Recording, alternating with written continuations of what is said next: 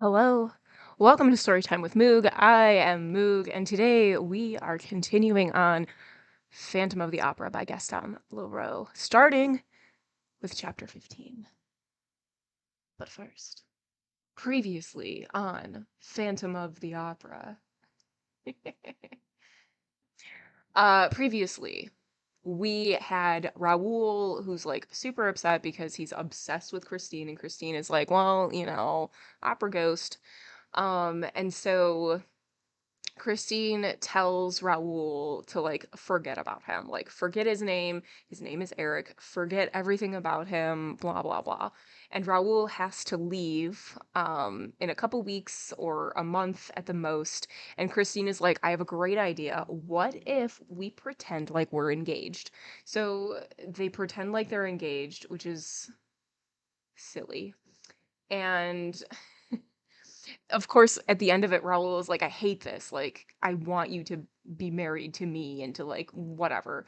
And Christina's like, I can't. And then we get Christine's side of like why she returned to the theater and why she returned to Erik. And we now know that under the mask, Erik is hideous and ugly and terrifying.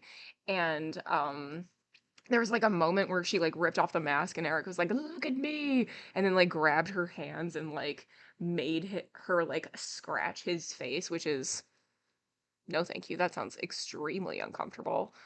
Um, and Raoul and Christine have decided that Christine will sing one more time the following day, and then they will run away together and live their happy life away from Erik, the opera ghost. The opera ghost hears this, knows that something is afoot. And the next performance, Christine is singing, la la la, everything's going wonderful, and then the lights go out. When the lights come back on, Christine has disappeared from the stage.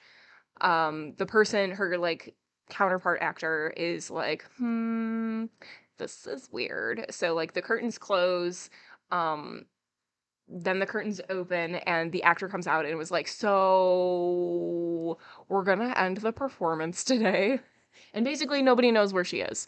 Nobody knows what happened to her, nothing. And backstage where the managers know about like the opera ghost and everything weird, they're like in their office having a secret meeting, and the other like stage managers and like set people are like trying to figure things out, and nothing's happening.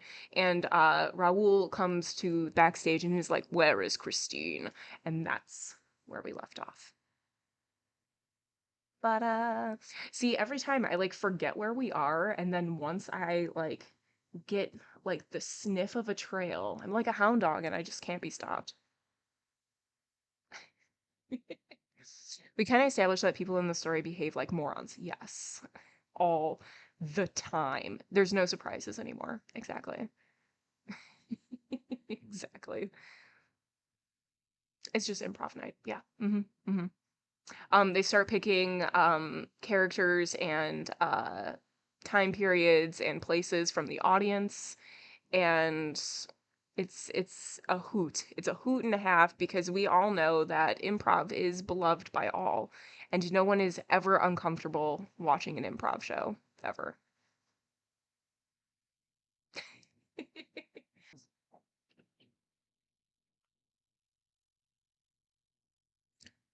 Chapter 15. It is called Christine. Christine, both with exclamation points. That's why the eyebrows went up. Raoul's first thought, after Christine's fantastic disappearance, was to accuse Erik. He no longer doubted the almost supernatural powers of the Angel of Music in this domain of the opera in which he had set up his empire. And Raoul rushed on the stage in a mad fit of love and despair. Christine! He moaned, calling to her as he felt that she must be calling to him from the depths of that dark pit to which the monster had carried her. Christine! Christine! And he seemed to hear the girl's screams through the frail boards that separated him from her. He bent forward, He listened. He wandered over the stage like a madman. Ah, to descend into that pit of darkness, every entrance to which was closed to him. For the stairs that led below the stage were forbidden to one and all that night. Christine! People pushed him aside, laughing. They made fun of him. They thought the poor lover's brain was gone. By what mad road, through what passages of mystery and darkness known to him alone had Erik dragged that pure-souled child to the awful haunt with the Louis Philippe room opening out on the lake? Christine! Christine! Why don't you answer? Are you alive? Hideous thoughts flashed through Raoul's congested brain. Of course. Erik must have discovered their secret, must have known that Christine had played him false. What a vengeance would be his. And Raoul thought again of the yellow stars that had come the night before and roamed over his balcony. Why had he not put them out for good? Were there some men's eyes that dilated in the darkness and shone like stars or like cats' eyes? Certainly albinos, who seemed to have rabbits' eyes by day, had cats' eyes by night. Everybody knew that. Yes, he had undoubtedly fired at Erik. Why had he not killed him? The monster had fled up the gutter spout like a cat or a convict who, everybody knew that also, would scale the very skies with the help of a gutter spout.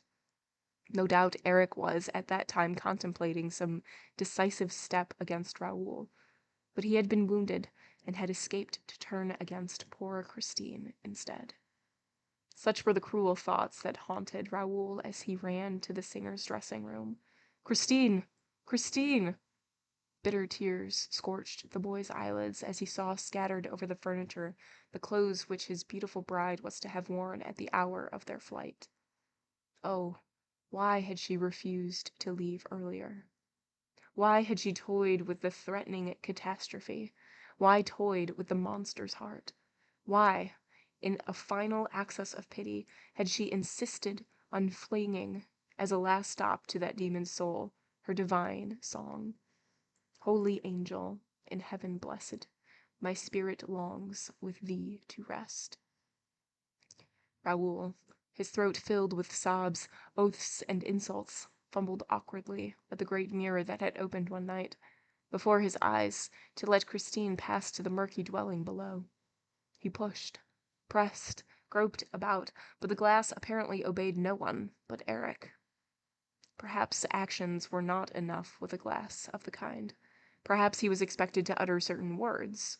When he was a little boy, he had heard that there were things that obeyed the spoken word. Suddenly, Raoul remembered something about a gate opening into the Rue Scribe, an underground passage running straight to the Rue Scribe from the lake. Yes, Christine had told him about that.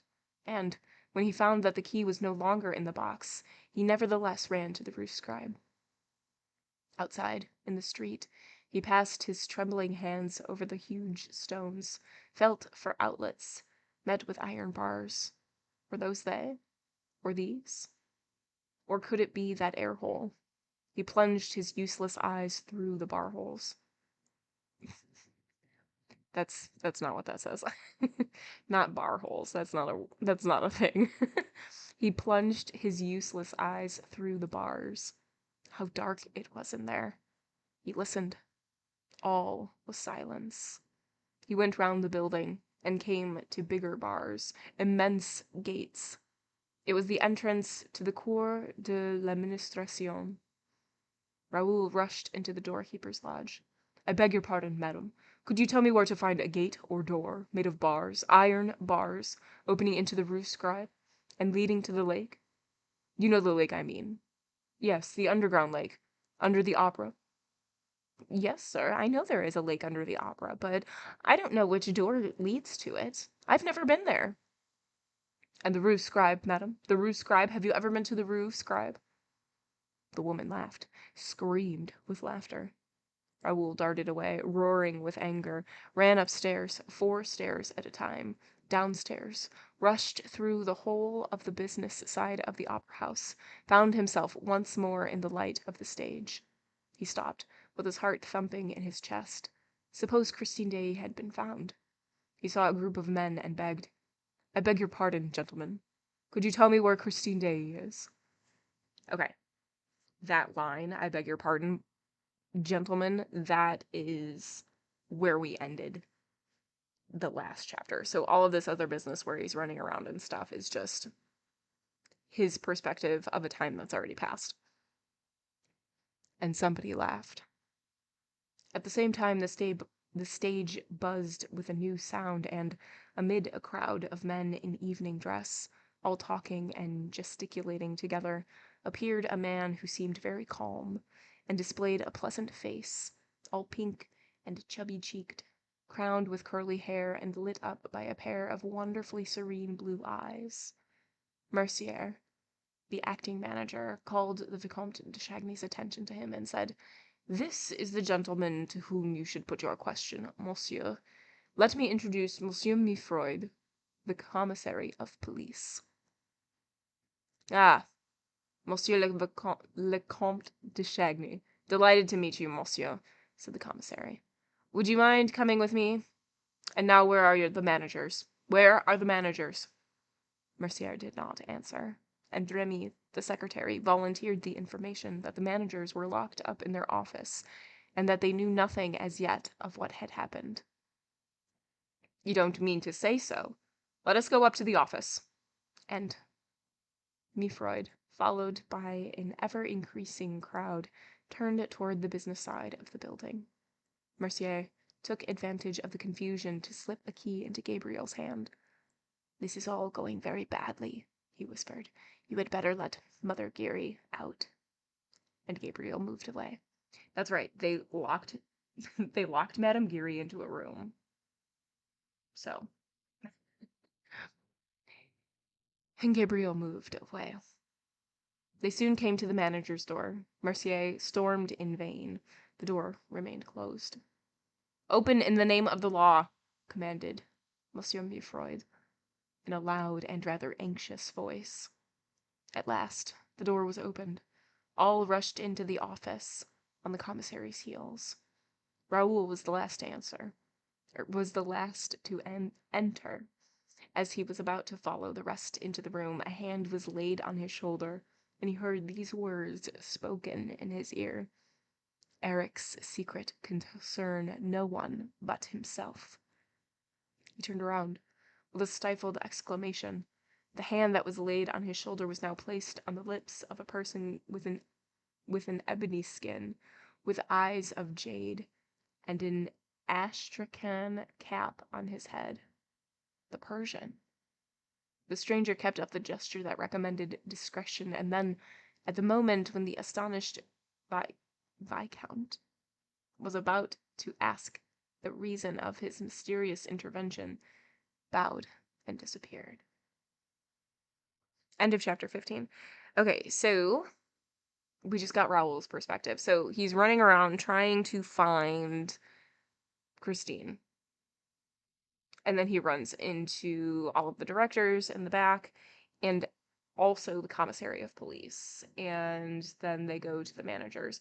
And as they're all going in, Raoul is about to go in, and a hand is laid on his shoulder, and he gets whispered in his ear that all of Erik's business is Erik's business and nobody else's.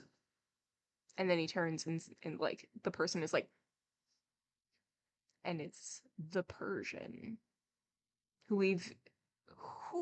we have seen before.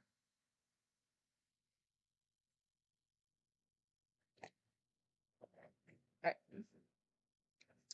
Chapter 16. Madame Geary's astounding revelation as to her personal relations with the opera ghost.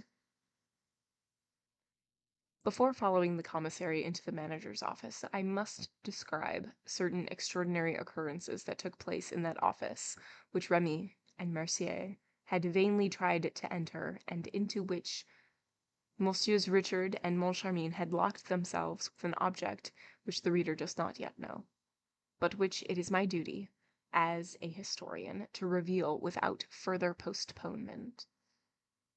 I have had occasion to say that the manager's mood had undergone a disagreeable change for some time past, and to convey the fact that this change was due not only to the fall of the chandelier on the famous night of the gala performance. The reader must know that the ghost had calmly been paid his first 20,000 francs.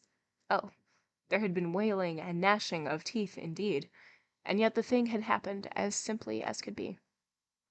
One morning, the managers found on their table an envelope addressed to Monsieur O.G., private, and accompanied by a note from O.G. himself. The time has come to carry out the clause in the memorandum book. Please put 20 notes of 1,000 francs each in this envelope. Seal it with your own seal and hand it to Madame Giry, who will do what is necessary. Who will do what is necessary sounds extremely ominous. The managers did not hesitate. Without wasting time in asking how these confounded communications came to be delivered in an office which they were careful to keep locked, they seized this opportunity of laying hands on the mysterious blackmailer, and, after telling the whole story, under the promise of secrecy, to Gabriel and Mercier, they put the 20,000 francs into the envelope, and without asking for explanations, handed it to Madame Giry, who had been reinstated in her functions. The box-keeper displayed no astonishment. I need hardly say that she was well watched. She went straight to the ghost's box, and placed the precious envelope on the little shelf attached to the ledge. The two managers, as well as Gabriel and Mercier, were hidden in such a way that they did not lose sight of the envelope for a second during the performance, and even afterward, for as the envelope had not moved, those who watched it did not move either, and Madame Giry went away, while the managers, Gabriel and Mercier, were still there. At last, they became tired of waiting and opened the envelope, after ascertaining that the seals had not been broken. At first sight, Richard and Moncharmin thought that the notes were still there, but soon they perceived that they were not the same. The 20 real notes were gone, and had been replaced by 20 notes of the Bank of St. Farce. And there is a note here. Flash notes drawn on the Bank of St. Farce in France correspond with those drawn on the Bank of Engraving in England. And that is a translator note. There you go. The manager's rage and fright were unmistakable. Moncharmin wanted to send for the commissary of police, but Richard objected. He no doubt had a plan, for he said, "Don't let us make ourselves ridiculous. All Paris would laugh at us. O.G. has won the first game. We will win the second." He was thinking of the next month's allowance. Nevertheless, they had been so absolutely tricked that they were bound to suffer a certain dejection, and, upon my word, it was not difficult to understand. We must not forget that the managers had an idea at the back of their minds, all the time, that this strange incident might be an unpleasant practical joke on the part of their predecessors, and that it would not do to divulge it prematurely. On the other hand, Moncharmin was sometimes troubled with a suspicion of Richard himself, who occasionally took fanciful whims into his head. And so they were content to await events, while keeping an eye on Mother Giry. Richard would not have her spoken to.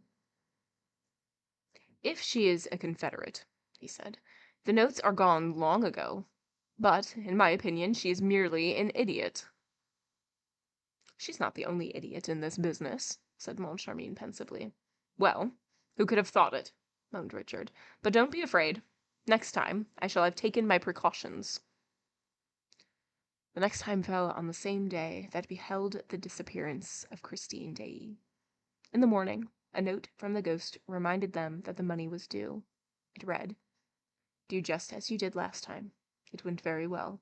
Put the 20,000 in the envelope and hand it to our excellent Madame Giry." And the note was accompanied by the usual envelope. They had only to insert the notes. This was done about half an hour before the curtain rose on the first act of Faust. Richard showed the envelope to Moncharmin. Then he counted the 20,000-franc notes in front of him and put the notes into the envelope, but without closing it. "And now," he said, "let's have Mother Giry in." The old woman was sent for. She entered with a sweeping courtesy. She still wore her black taffeta dress, the color of which was rapidly turning to rust and lilac, to say nothing of the dingy bonnet. She seemed in a good temper. She at once said, "Good evening, gentlemen. It's for the envelope, I suppose?" "Yes, Madame Giry," said Richard, most amiably. "For the envelope, and something else besides." "At your service, Monsieur Richard, at your service. And what is the something else, please?" "First of all, Madame Giry, I have a little question to put to you." "By all means, Monsieur Richard." "Madame Giry is here to answer you." "Are you still on good terms with the ghost?" "Couldn't be better, sir. Couldn't be better." "Ah, we are delighted. Look here, Madame Giry," said Richard, in a tone of making an important confidence. "We may just as well tell you, among ourselves, you're no fool." "Why, sir," exclaimed the box-keeper, stopping the pleasant nodding of the black feathers in her dingy bonnet, "I assure you no one has ever doubted that." "We are quite agreed, and we shall soon understand one another. The story of the ghost is all humbug, isn't it? Well, still between ourselves, it has lasted long enough." Madame Giry looked at the managers as though they were talking Chinese. She walked up to Richard's table and asked rather anxiously, "What do you mean?" "And you've got to understand, and, first of all, tell us his name." "Whose name?" "The name of the man whose accomplice you are, Madame Giry." "I am the ghost's accomplice? I—" "His accomplice in what, pray?" "You do all he wants." "Oh, he's not very troublesome, you know." "And does he tip you?" "And does he still tip you?" "Mustn't complain. How much does he give you for bringing him that envelope?" 10 francs. "You poor thing, that's not much, is it?" "Why?" "I'll tell you that presently, Madame Giry. Just now we should like to know for what extraordinary reason you have given yourself body and soul to this ghost.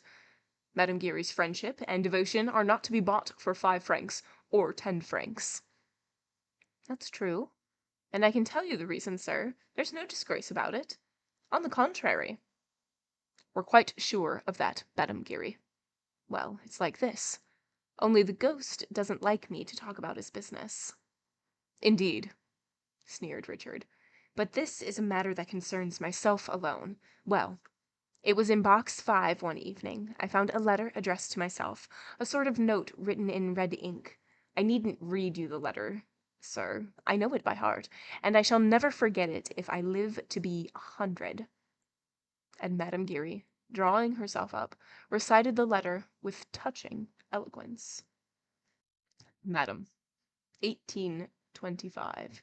Mademoiselle Ménetrier, leader of the ballet, became Marquis de Cussy. 1832. Mademoiselle Marie Taglioni, a dancer, became Comtesse Gilbert de Voisin. 1846. La Sota, a dancer, married a brother of the King of Spain. 1847.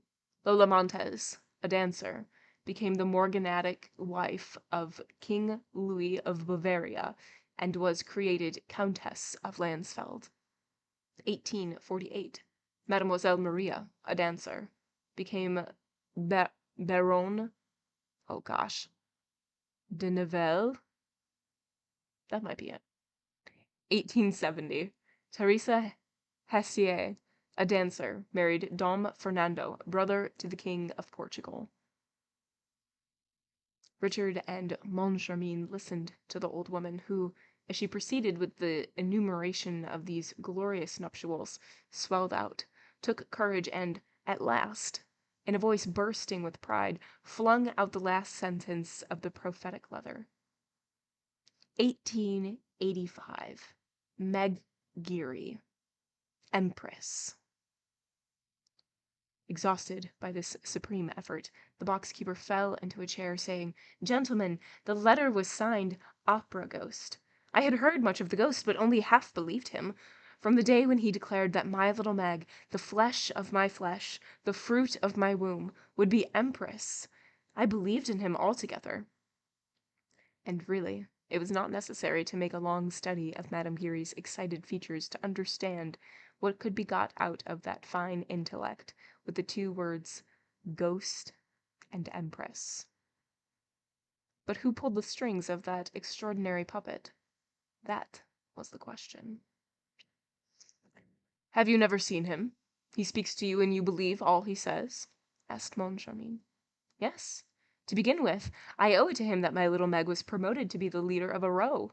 I said to the ghost, if she is to be empress in 1885, there is no time to lose. She must become a leader at once. He said, look upon it as done, and he had only a word to say to Monsieur Peligny, and the thing was done." "So you see that Monsieur Peligny saw him?" "No, not any more than I did. But he heard him. The ghost said a word in his ear, you know, on the evening when he left box 5, looking so dreadfully pale." Moncharmin heaved a sigh. "What a business!" he groaned.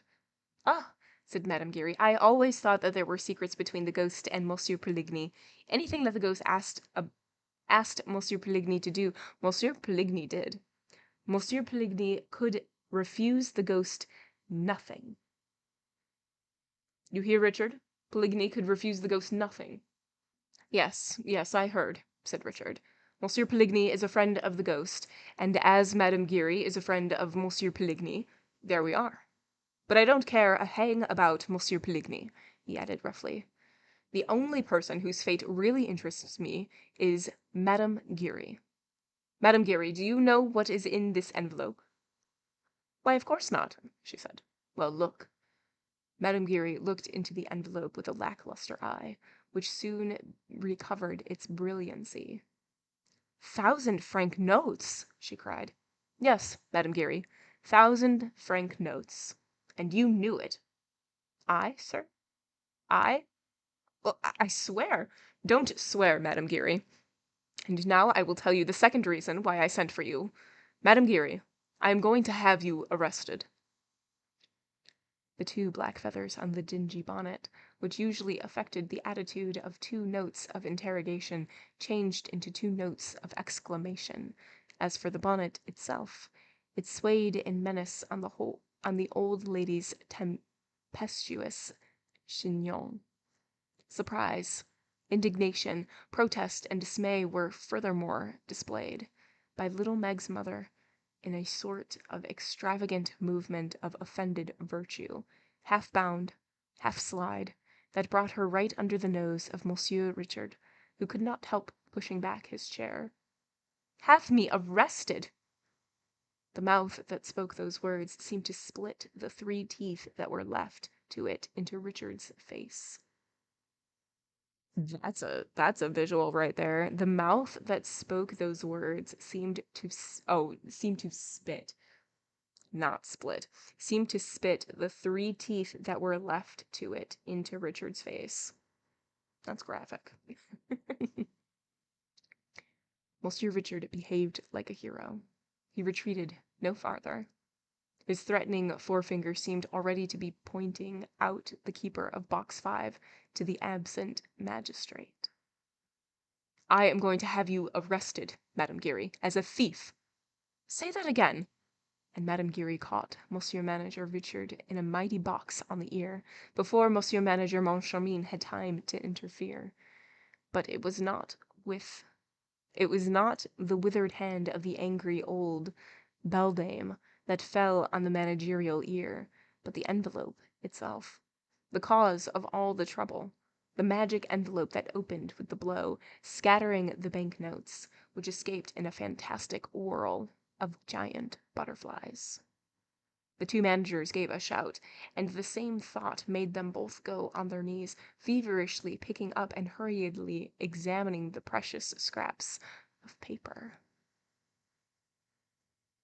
definitely making it more violent for the gorehounds, yes. There's a little something for everybody, you know? Are they still genuine, mon Charmin?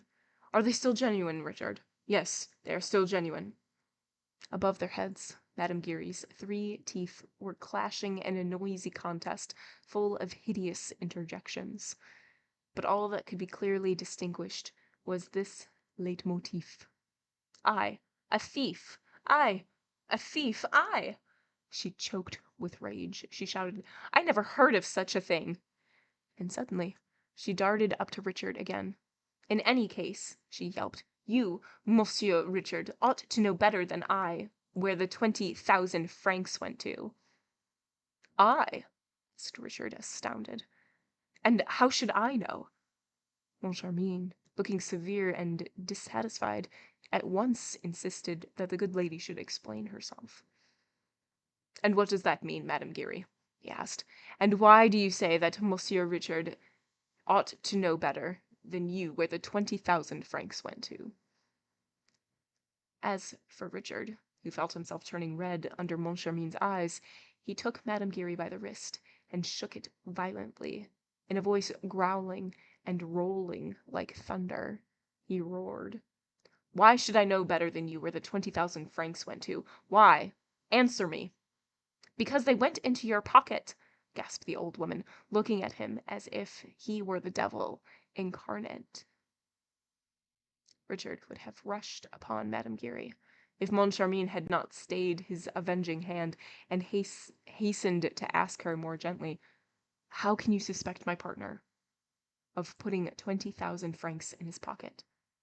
I never said that, declared Madame Giry, seeing that it was myself who put the 20,000 francs into Monsieur Richard's pocket. What? And she added, under her voice, There, it's out, and may the ghost forgive me. Richard began bellowing anew, but Moncharmin authoritatively ordered him to be silent. Allow me, let the woman explain herself. Let me question her. And he added, Is it really astonishing that you should take up such a tone? We are on the verge of clearing up the whole mystery, and you're in a rage. You're wrong to behave like that. I'm enjoying myself immensely.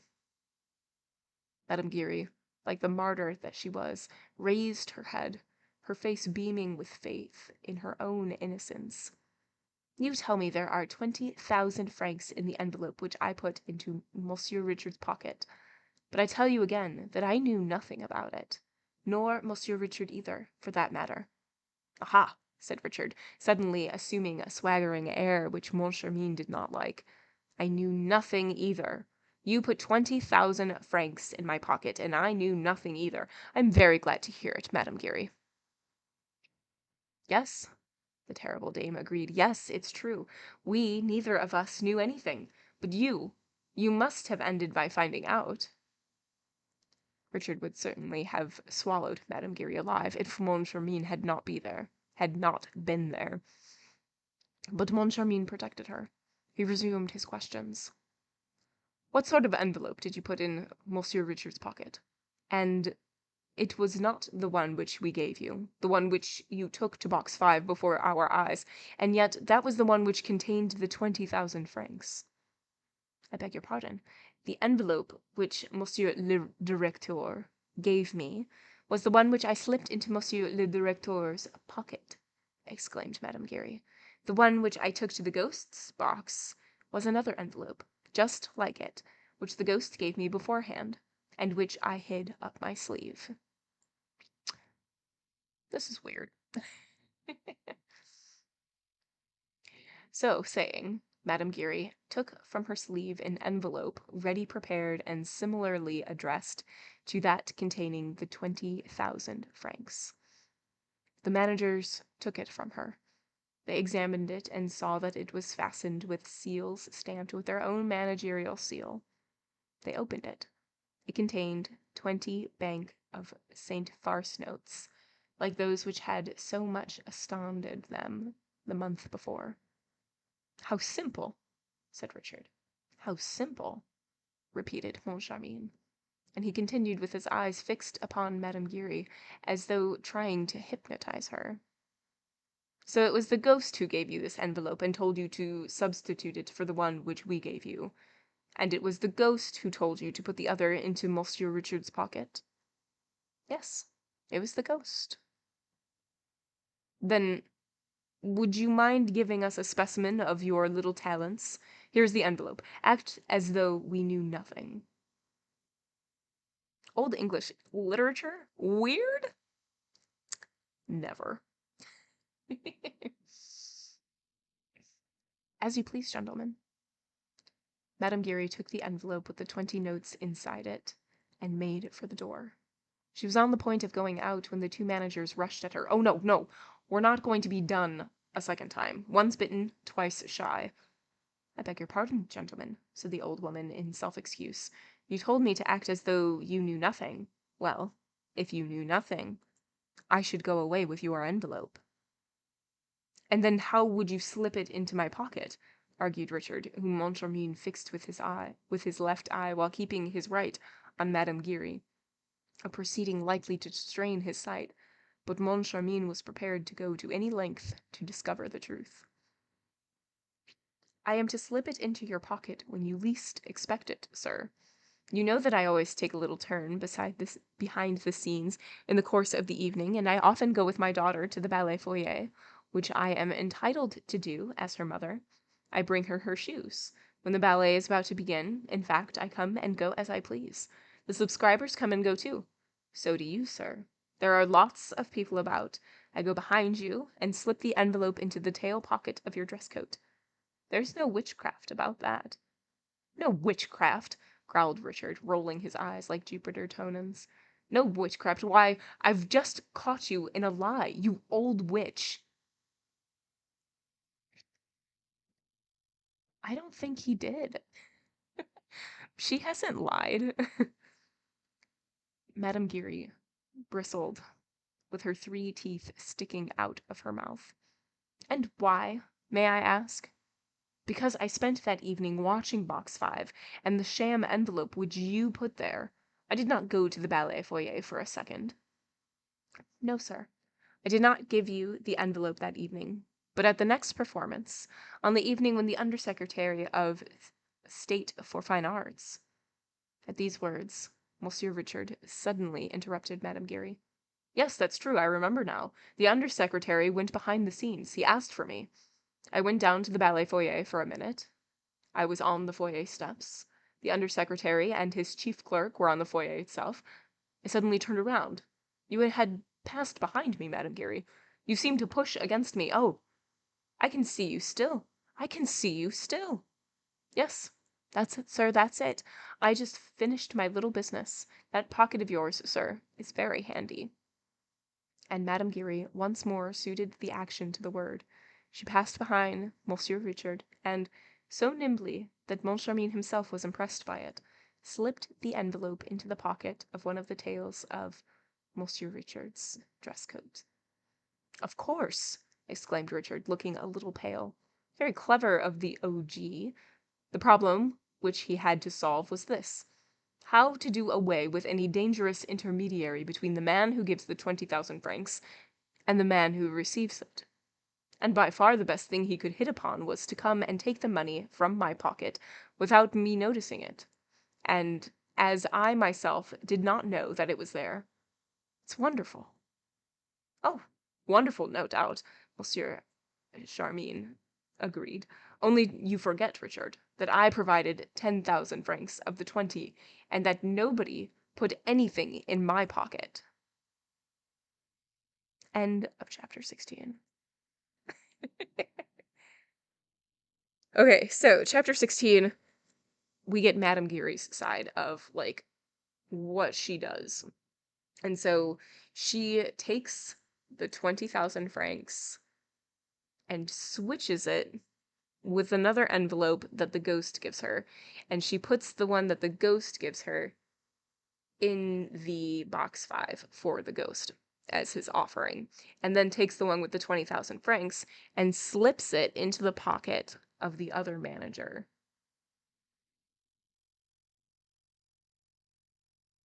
There are 26 chapters and an epilogue, and we are about to start 17. We are 56% of the way through.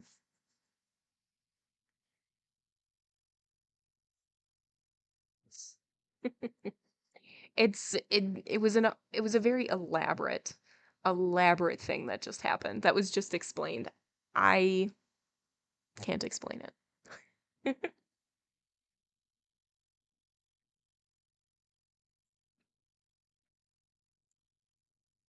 It is a pretty good length. I'm glad you enjoy it. All right. Chapter 17.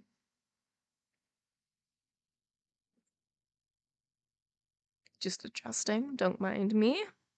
Mm. Chapter 17. The safety pin again. Moncharmin's last phrase so clearly expressed the suspicion in which he now held his partner that it was bound to cause a stormy explanation, at the end of which it was agreed that Richard should yield to all Moncharmin's wishes, with the object of helping him to discover the miscreant who was victimizing them. This brings us to the interval after the garden act, with the strange conduct observed by Monsieur Remy, and those curious lapses from the dignity that might be expected of the manager. It was arranged between Richard and Moncharmin, first, that Richard should repeat the exact movements which he had made on the night of the disappearance of the first 20,000 francs, and second, that Moncharmin should not for an instant lose sight of Richard's coat-tail pocket, into which Madame Giry was to slip the 20,000 francs. Monsieur Richard went and placed himself at the identical spot where he had stood when he bowed to the Undersecretary for Fine Arts. Monsieur Moncharmin took up his position a few steps behind him. Madame Giry passed, rubbed up against Monsieur Richard, got rid of her 20,000 francs in the manager's coat-tail pocket, and disappeared. Or rather, she was conjured away. In accordance with the instructions received from Moncharmin a few minutes earlier, Mercier took the good lady to the acting manager's office and turned the key on her, this making it impossible for her to communicate with her ghost. Meanwhile, Monsieur Richard was bending and bowing and scraping and walking backward just as if he had that high and mighty minister, the Undersecretary for Fine Arts, before him. Only, though these marks of politeness would have created no astonishment in the Undersecretary of State if the Undersecretary of State had really been in front of Monsieur Richard, they caused an easily comprehensible amazement to the spectators of this very natural but quite inexplicable scene when Monsieur Richard had nobody in front of him. Richard bowed to nobody, bent his back before nobody, and walked backward before nobody. And a few steps behind him, Moncharmin did the same thing that he was doing, in addition to pushing away Monsieur Remy and the begging Monsieur de la Borderie, the ambassador and the manager of the Crédit Central, not to touch Monsieur le Directeur. Moncharmin, who had his own ideas, did not want Richard to come to him presently, when the 20,000 francs were gone, and said, perhaps it was the ambassador, or the manager of the Crédit Central, or Remy. The more so as, at the time of the first scene, as Richard himself admitted, Richard had met nobody in that part of the theatre after Madame Giry had brushed up against him. Having begun by walking backward in order to bow, Richard continued to do so from prudence, until he reached the passage leading to the offices of the management. In this way, he was constantly watched by Moncharmin from behind, and himself kept an eye on anyone approaching from the front. Once more, this novel method of walking behind the scenes, adopted by the managers of our National Academy of Music, attracted attention. But the managers themselves thought of nothing but their 20,000 francs. So we did get this insight from the outside, like Remy, a couple chapters ago, was talking about how weird they were being, like walking backwards, bowing to nobody, not letting anybody touch them. We got this in the chapter where they're like, after Christina's disappeared and they like went to go find the managers, and Remy's like, they're being super weird. That's when it was. On reaching the half-dark passage, Richard said to Moncharmin in a low voice, I am sure that nobody has touched me. You had now better keep at some distance from me and watch me till I come to the door of the office. It is better not to arouse suspicion, and we can see anything that happens. But Moncharmin replied, No, Richard, no. You walk ahead and I'll walk immediately behind you. I won't leave you by a step. But in this case, exclaimed Richard, they will never steal our 20,000 francs. I should hope not, indeed, declared Moncharmin. Then what we are doing is absurd. We are doing exactly what we did last time. Last time I joined you as you were leaving the stage and followed close behind you down this passage. That's true, sighed Richard, shaking his head and passively obeying Moncharmin. 2 minutes later, the joint managers locked themselves into their offices. Moncharmin himself put the key in his pocket. We remained locked up like this last time, he said, until you left the opera to go home. That's so? No one came and disturbed us, I suppose. No one. Then, said Richard, who was trying to collect his memory, then I must certainly have been robbed on my way home from the opera. No, said Moncharmin in a drier tone than ever. No, that's impossible, for I dropped you in my cab. The 20,000 francs disappeared at your place. There's not a shadow of a doubt about it. It's incredible, protested Richard. I am sure of my servants, and if one of them had done it, he would have disappeared already. Moncharmin shrugged his shoulders, as though to say that he did not wish to enter into details, and Richard began to think that Moncharmin was treating him in a very insupportable fashion. Moncharmin, I've had enough of this.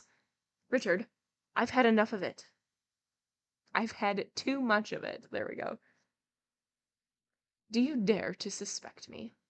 Yes, of a silly joke. One doesn't joke with 20,000 francs. That's what I think, declared Moncharmin, unfolding a newspaper and ostentatiously studying its contents. What are you doing? Asked Richard. Are you going to read the paper next? Yes, Richard, until I take you home. Like last time? Yes, like last time. Richard snatched the paper from Moncharmin's hands.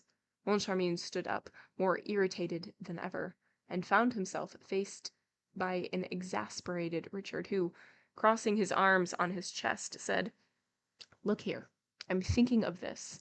I'm thinking of what I think if, like last time, after my spending the evening alone with you, you brought me home, and if, at the moment of parting, I perceived that 20,000 francs had disappeared from my coat pocket, like last time. And what might you think? Asked Moncharmin, crimson with rage. I might think that, as you hadn't left me by a foot's breadth, and as, by your own wish, you were the only one to approach me, like last time, I might think that, if that 20,000 francs was no longer in my pocket, it stood a very good chance of being in yours. Moncharmin leaped up at the suggestion. Oh, he shouted, a safety pin! What do you want a safety pin for? To fasten you up with. A safety pin. A safety pin. You want to fasten me with a safety pin? Yes, to fasten you to the 20,000 francs. Then, whether it's here or on the drive from here to your place or at your place, you will feel the hand that pulls at your pocket, and you will see if it's mine. Oh, so you're suspecting me now, are you? A safety pin. And that was the moment when Moncharmin opened the door on the passage and shouted, A safety pin! Somebody give me a safety pin! And we also know how, at the same moment, Remy, who had no safety pin, was received by Moncharmin, while a boy procured the pin so eagerly longed for. And what happened was this. Moncharmin first locked the door again. Then he knelt down behind Richard's back, I hope, he said, that the notes are still there. So do I, said Richard. The real ones? Asked Moncharmin, resolved not to be had this time. Look for yourself, said Richard. I refuse to touch them. Moncharmin took the envelope from Richard's pocket and drew out the banknotes with the trembling hand, for, this time, in order frequently to make sure of the presence of the notes, he had not sealed the envelope, nor even fastened it. He felt reassured on finding that they were all there, and quite genuine. He put them back in the tail pocket and pinned them with great care. Then he sat down behind Richard's coat-tails and kept his eyes fixed on them, while Richard, sitting at his writing table, did not stir. Little patience, Richard, said Moncharmin. We have only a few minutes to wait. The clock will soon strike 12. At last time, we left at the last stroke of 12. Oh, I shall have all the patience necessary. The time passed. Slow, heavy, mysterious, stifling. Richard tried to laugh. I shall end by believing in the omnipotence of the ghost, he said. Just now, don't you find something uncomfortable, disquieting, alarming in the atmosphere of this room? You're quite right, said Moncharmin, who was really impressed. The ghost, continued Richard in a low voice, as though fearing lest he should be overheard by invisible ears. The ghost. Suppose, all the time, it were a ghost who put the magic envelopes on the table, who talks in box 5, who killed Joseph Bouquet, who unhooked the chandelier, and who robs us. For, after all, there is no one here except you and me, and if the notes disappear and neither you nor I have anything to do with it, well, we shall have to believe in the ghost. In the ghost. At that moment, the clock on the mantelpiece gave its final click, its warning click, and the first stroke of 12. The two managers shuddered. The perspiration streamed from their foreheads. The 12th stroke sounded strangely in their ears.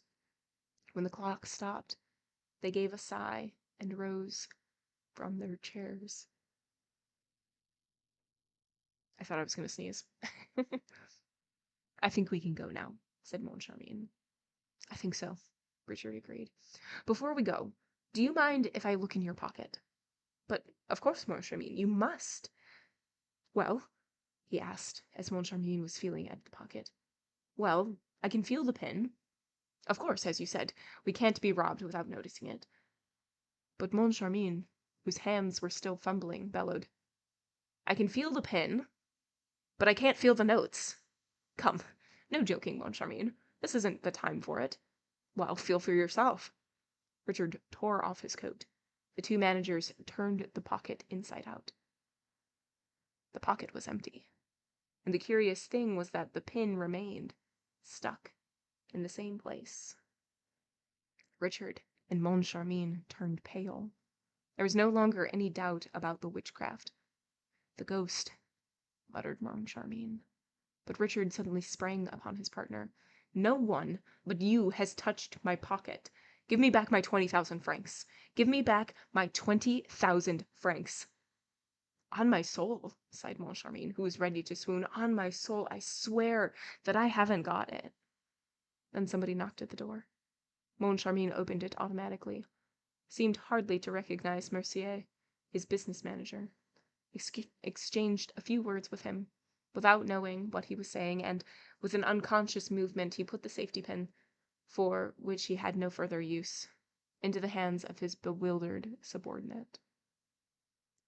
End of chapter 17. Okay, so this chapter gave us a look into the managers. So again, we have already passed this time.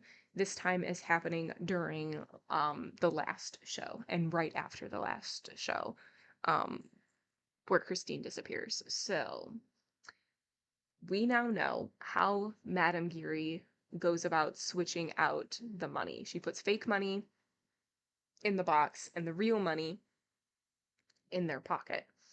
And then the money disappears from the pocket. So the managers are like, all right, we are going to do everything exactly as we did last time.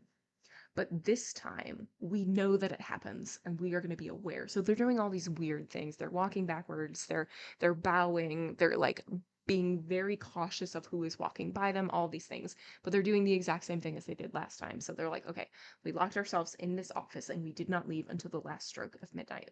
And so they check the pocket, they make sure that the money is still there, it's still there, and they're like, oh, you know what we should do? We should grab a safety pin and we'll pin the envelope to your pocket so that you'll feel it tug. And then when you feel it tug, you'll just look and be like, oh, it was you. You're the one who took the money. So they grab a safety pin, they do it, they pin it. And they're about to leave because it has struck midnight. And they're like, oh, let's check one more time. So they check one more time. The money is gone. But the safety pin is still there. Bum, bum. Are those 20,000 francs in your pocket? Or are you just happy to see me? That felt very, very short for this chapter. Yeah. For this pocket. Oh my gosh. Yeah. Yeah. That was, that was fun. And I really like how they're doing the timeline and we're getting like each person like separately of what's going on. And I appreciate that instead of like jumping back and forth in the same timeline, but it's like, okay, we know what Raoul did. We know what Remy did. Now we know what the managers did. So I think that's pretty cool. I appreciate it. Ow, it dinked my tooth.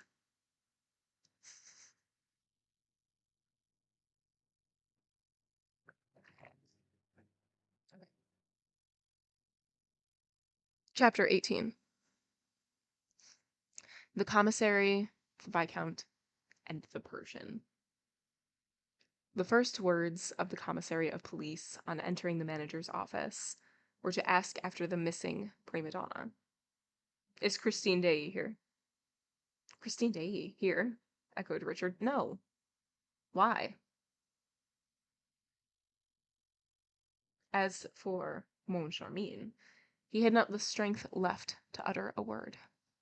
Richard repeated, for the commissary and the compact crowd which had followed him into the office observed in impressive silence. Why do you ask if Christine Daaé is here, Monsieur le Commissaire? Because she has to be found, declared the commissary of police solemnly. What do you mean she has to be found? Has she disappeared? In the middle of a performance. In the middle of a performance? That's extraordinary, isn't it? And what is quite extraordinary is that you should first learn it from me. Yes, said Richard, taking his head in his hands and muttering, what is this new business? Oh, it's enough to make a man send in his resignation. And he pulled a few hairs out of his mustache without even knowing what he was doing. Okay, that sounds painful. I don't have a mustache, but like any like ripping of hairs off of your face, it sounds upsetting. So she disappeared in the middle of the performance, he repeated. Yes, she was carried off in the prison act, at the moment when she was invoking the aid of the angels, but I doubt if she was carried off by an angel. And I am sure that she was. Everybody looked around. A young man, paled and trembling with excitement, repeated, I am sure of it. Sure of what? Sorry, I have an itch. Sure of what? Asked me Freud. That Christine Daaé was carried off by an angel, Monsieur le Commissaire, and I can tell you his name. Ah, Monsieur le Vicomte de Chagny, so you maintain that Christine Daaé was carried off by an angel of the opera, no doubt. Yes, monsieur, by an angel of the opera, and I will tell you where he lives, when we are alone. You are right, monsieur. And the commissary of police, inviting Raoul to take a chair, cleared the room of all the rest, excepting the managers. Then Raoul spoke. Monsieur le Commissaire, the angel is called Erik. He lives in the opera, and he is the angel of music. The Angel of Music. Really? That is very curious. The Angel of Music. And turning to the managers, Monsieur Mifroid asked, "Have you an Angel of Music on the premises, gentlemen?" Richard and Moncharmin shook their heads without even speaking.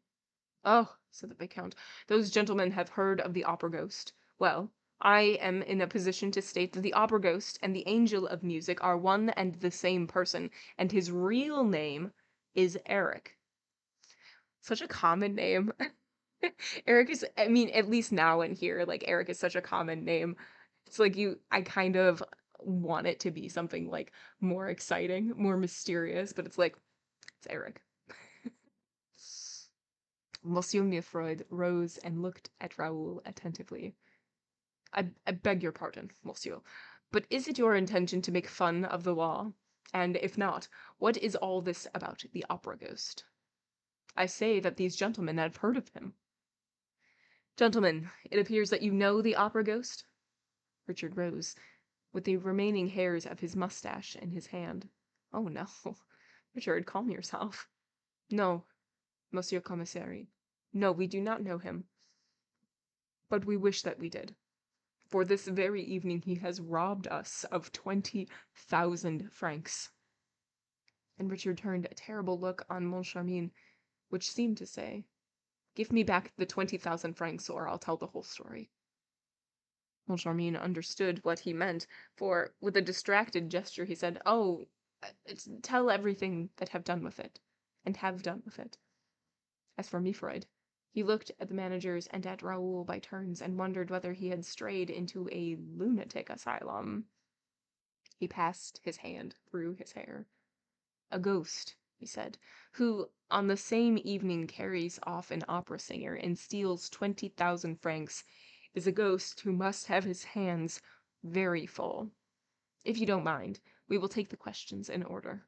The singer first, the 20,000 francs after. Come, Monsieur de Chagny, let us try to talk seriously. You believe that Mademoiselle Christine Daaé has been carried off by an individual called Erik. Do you know this person? Have you seen him?" "Yes." "Where?" "In a churchyard." Monsieur Mifroid gave a start, began to scrutinize Raoul again, and said, "Of course. That's where ghosts usually hang out. And what were you doing in that churchyard?" "Monsieur," said Raoul, "I can quite understand how absurd my replies must seem to you, but I beg you to believe that I am in full possession of my faculties. The safety of the person dearest to me in the world is at stake. I should like to convince you in a few words, for time is pressing, and every minute is valuable.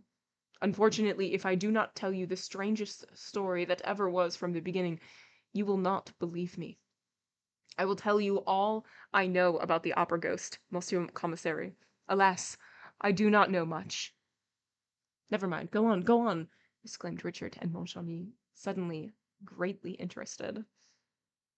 Unfortunately for their hopes of learning some detail that could put them on the track of their hoaxer, they were soon compelled to accept the fact that Monsieur Raoul de Chagny had completely lost his head. All that story about Perros, Death's Head, and enchanted violins could only have taken birth in the disordered brain of a youth mad with love. It was evident, also, that Mr. Commissary Mifroid shared their view, and the magistrate would certainly have cut short the incoherent narrative if circumstances had not taken it upon themselves to interrupt it.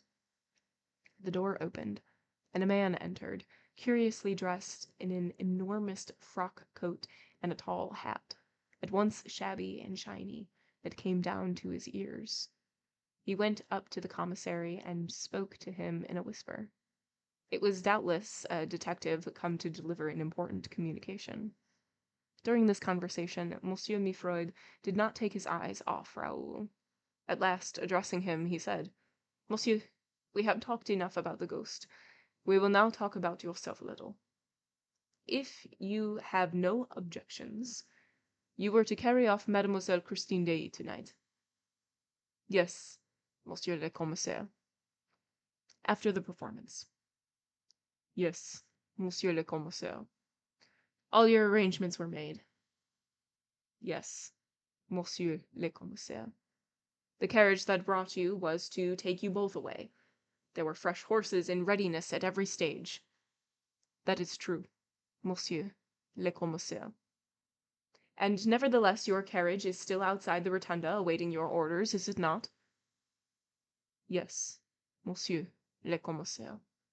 Did you know that there were 3 other carriages there, in addition to yours? I did not pay the least attention. They were the carriages of Mademoiselle Sorelli, which could not find a room in the Cour de l'Administration, of Carlotta, of your brother. Very likely. What is certain is that, though your carriage and Sorelli's and Carlotta's are still there, by the rotunda pavement, Monsieur le Comte de Chagny's carriage is gone. This has nothing to say to... I beg your pardon. Was not Monsieur le Comte opposed to your marriage with Mademoiselle Daaé? That is a matter that only concerns the family. You have answered my question. He was opposed to it, and that was why you were carrying Christine Daaé out of your brother's reach. Well, Monsieur de Chagny, allow me to inform you that your brother has been smarter than you. It is he who has carried off Christine Daaé. Impossible, moaned Raoul, pressing his hand to his heart. Are you sure? Immediately after the artist's disappearance, which was procured by means which we have still to ascertain, he flung into his carriage, which drove right across Paris at a furious pace. Across Paris? Asked poor Raoul in a hoarse voice. What do you mean by across Paris? Across Paris, and out of Paris, by the Brussels road. Oh, cried the young man, I shall catch them, and he rushed out of the office. And bring her back to us, cried the commissary. Ah, that's a trick worth 2 of the Angel of Musics. And, turning to his audience, Monsieur Mifroid delivered a little lecture on police methods. I don't know for a moment whether Monsieur le Comte de Chagny has really carried Christine Daaé off or not, but I want to know, and I believe that, at this moment, no one is more anxious to inform us than his brother, and now he is flying in pursuit of him. He is my chief auxiliary. This, gentlemen, is the art of police, which is believed to be so complicated and which, nevertheless, appears so simple as soon as you see that it consists in getting your work done by people who have nothing to do with the police. But Monsieur le Commissaire de Police Mifroid could not have been quite so satisfied with himself if he had known that the rush of his rapid emissary was stopped at the entrance to the very first corridor. A tall figure blocked Raoul's way. "Where are you going so fast, Monsieur de Chagny?" asked a voice. Raoul impatiently raised his eyes and recognized the astrakhan cap of an hour ago. He stopped. "It's you!" he cried in a feverish voice. "You, who know Erik's secrets and don't want me to speak of them. Who are you?" "You know who I am. I am the Persian." End of chapter 18. Okay, so... Okay. Chapter 18 was police talking. Trying to get to the bottom of this, and they do a little trick in trying to get more information about Christine's whereabouts, and so he lies, or he states the fact that Raoul's brother's carriage has left, and it is obvious that Christine has fled with Raoul out of Paris. And so, like, this obviously gets our good friend Raoul motivated, and so he goes after him. And it was the police's business motive to have Raoul track down his brother and bring him back. Basically. They don't know where Christine is. They don't really think that that's what happened. They just stated it as fact, knowing that Raoul would go after him. And both the managers, Moncharmin and Richard, are just still out of sync. They don't really have words for the disappearing 20,000 francs, and so they're just kind of there. and a little slow as things are being explained. Like, they didn't even know that Christine was gone, and, yeah. They're just like, "Wait, what?" And, Raoul just trying to be like, "I know who Erik is. Let me tell you."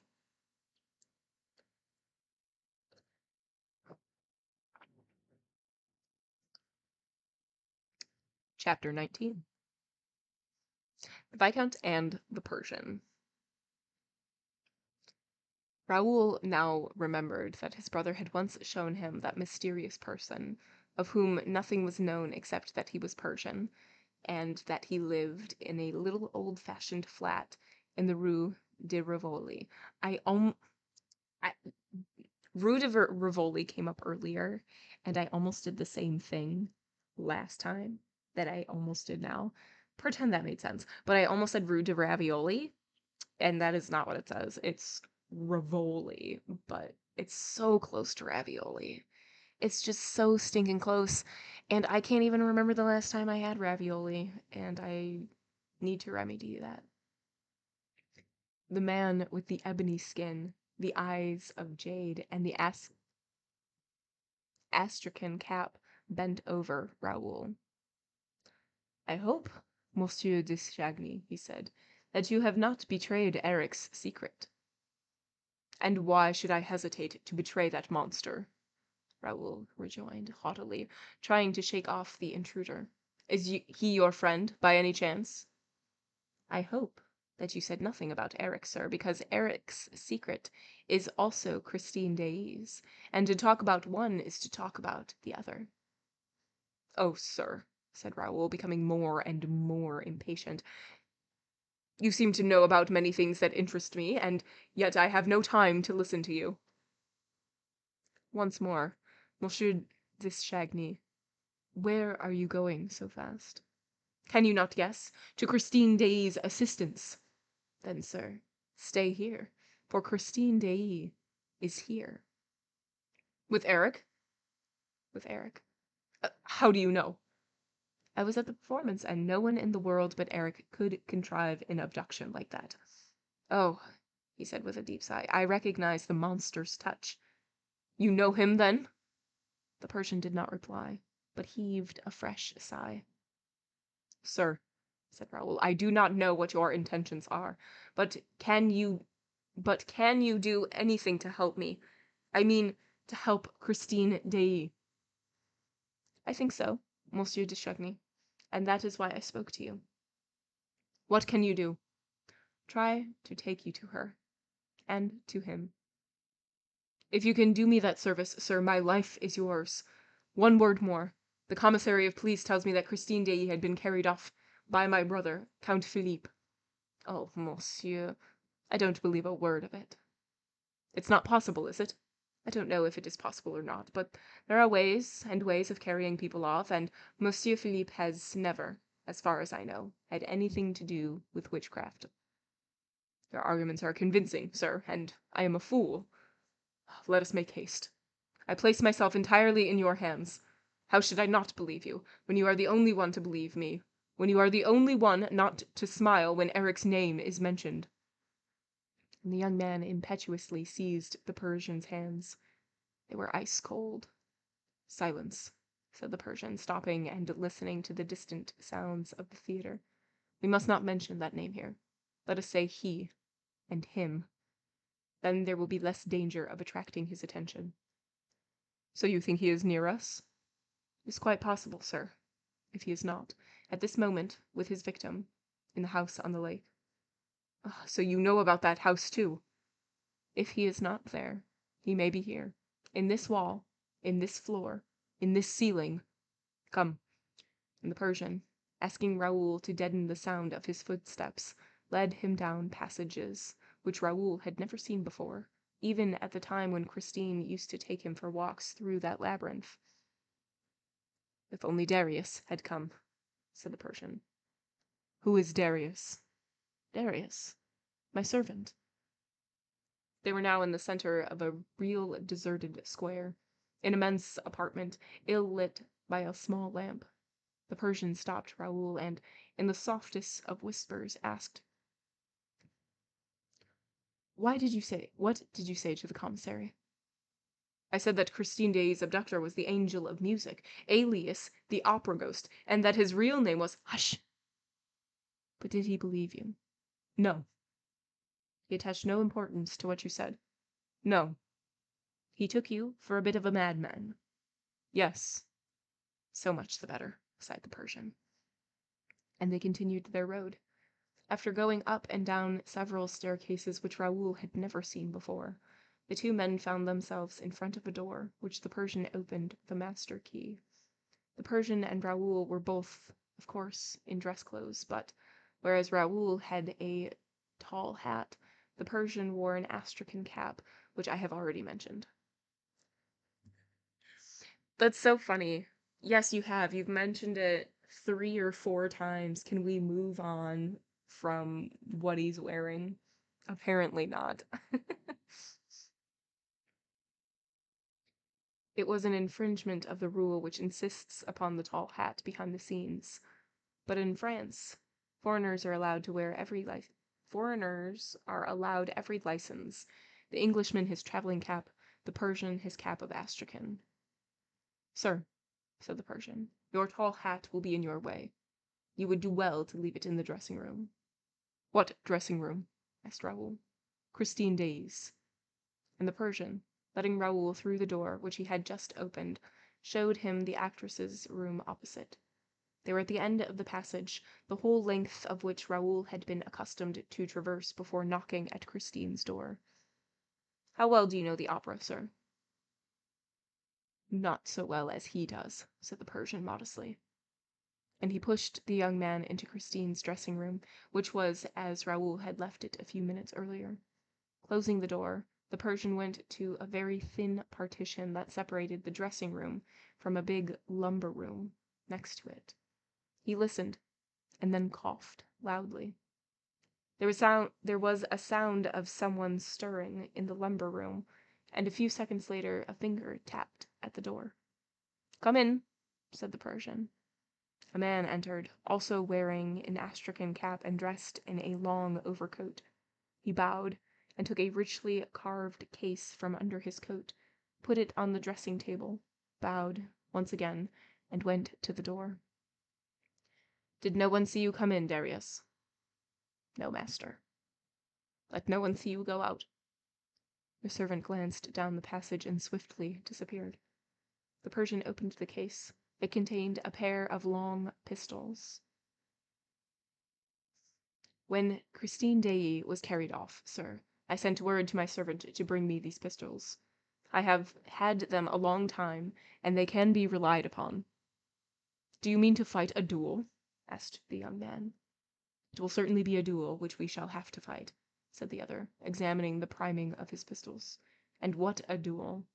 Handing one of the pistols to Raoul, he added, In this duel we shall be 2 to 1.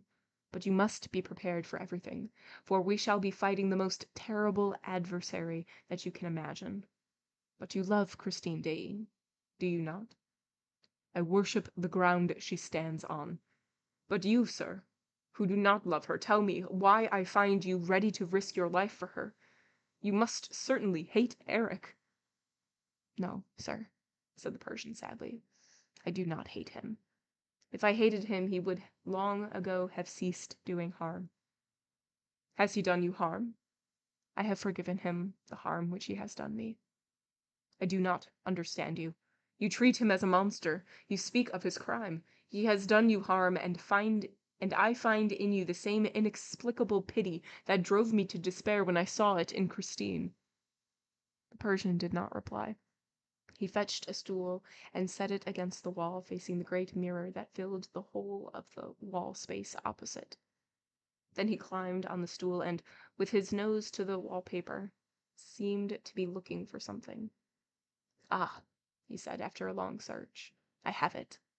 And, raising his finger above his head, he pressed against a corner in the pattern of the paper. Then he stood round and jumped off the stool. In a half-minute, he said, we shall be on the road. And crossing the whole length of the dressing-room, he felt the great mirror. No, it is not yet yielding time. Nope. No, it is not yet. No, it is not yielding yet. There we go, he muttered. Oh, are we going out by the mirror? Asked Raoul. Like Christine Daaé? So you knew that Christine Daaé went out by that mirror? She did so before my eyes, sir. I was hidden behind the curtain of the inner room, and I saw her vanish, not by the glass, but in the glass. What did you do? I thought it was an aberration of my senses, a mad dream. Or some new fancy of the ghost's, chuckled the Persian. Ah, monsieur, he continued, still with his hand on the mirror. Would that we had to do with a ghost. We could then leave our pistols in their case. Put down your hat, please. There. And now cover your shirt front, as much as you can with your coat, as I am doing. Bring the lapels forward. Turn up the collar. We must make ourselves as invisible as possible. Bearing against the mirror, after a short silence, he said, it takes some time to release the counterbalance, when you press on the spring from the inside of the room. It is different when you are behind the wall and can act directly on the counterbalance. Then the mirror turns at once, and is moved with incredible rapidity. What counterbalance? Asked Raoul. Why, the counterbalance that lifts the whole of this wall onto its pivot. You surely don't expect it to move by itself, by enchantment. And don't be silly, Raoul, obviously. If you watch, you will see the mirror first rise an inch or two, and then shift an inch or two from left to right. It will then be on a pivot, and will swing round. It's not turning, said Raoul impatiently. Oh, wait. You have time enough to be impatient, sir. The mechanism has obviously become rusty, or else the spring isn't working. Unless it is something else, added the Persian anxiously. What? He may have simply cut the cord on the counterbalance and blocked the whole apparatus. Why would he do that? He does not know that we are coming this way. I dare say he suspects it, for he knows that I understand the system. It's not turning. And Christine, sir, Christine, the Persian said coldly. We shall do all that is humanly possible to do. But he may stop us at the first step. He commands the walls, the doors, and the trap-doors. In my country, he was known by a name which means the trap-door lover. But why do these walls obey him alone? He did not build them. Yes, sir. That is just what he did. Raoul looked at him in amazement, but the Persian made a sign to him to be silent, and pointed to the glass. There was a sort of shivering reflection. Their image was troubled as in a rippling sheet of water, and then all became stationary again. You see, sir, that is not turning. Let us take another road. Tonight there is no other, declared the Persian in a singularly mournful voice. And now, look out, and be ready to fire. Raoul not understand mirror not magic? Raoul confused. Mirror magic.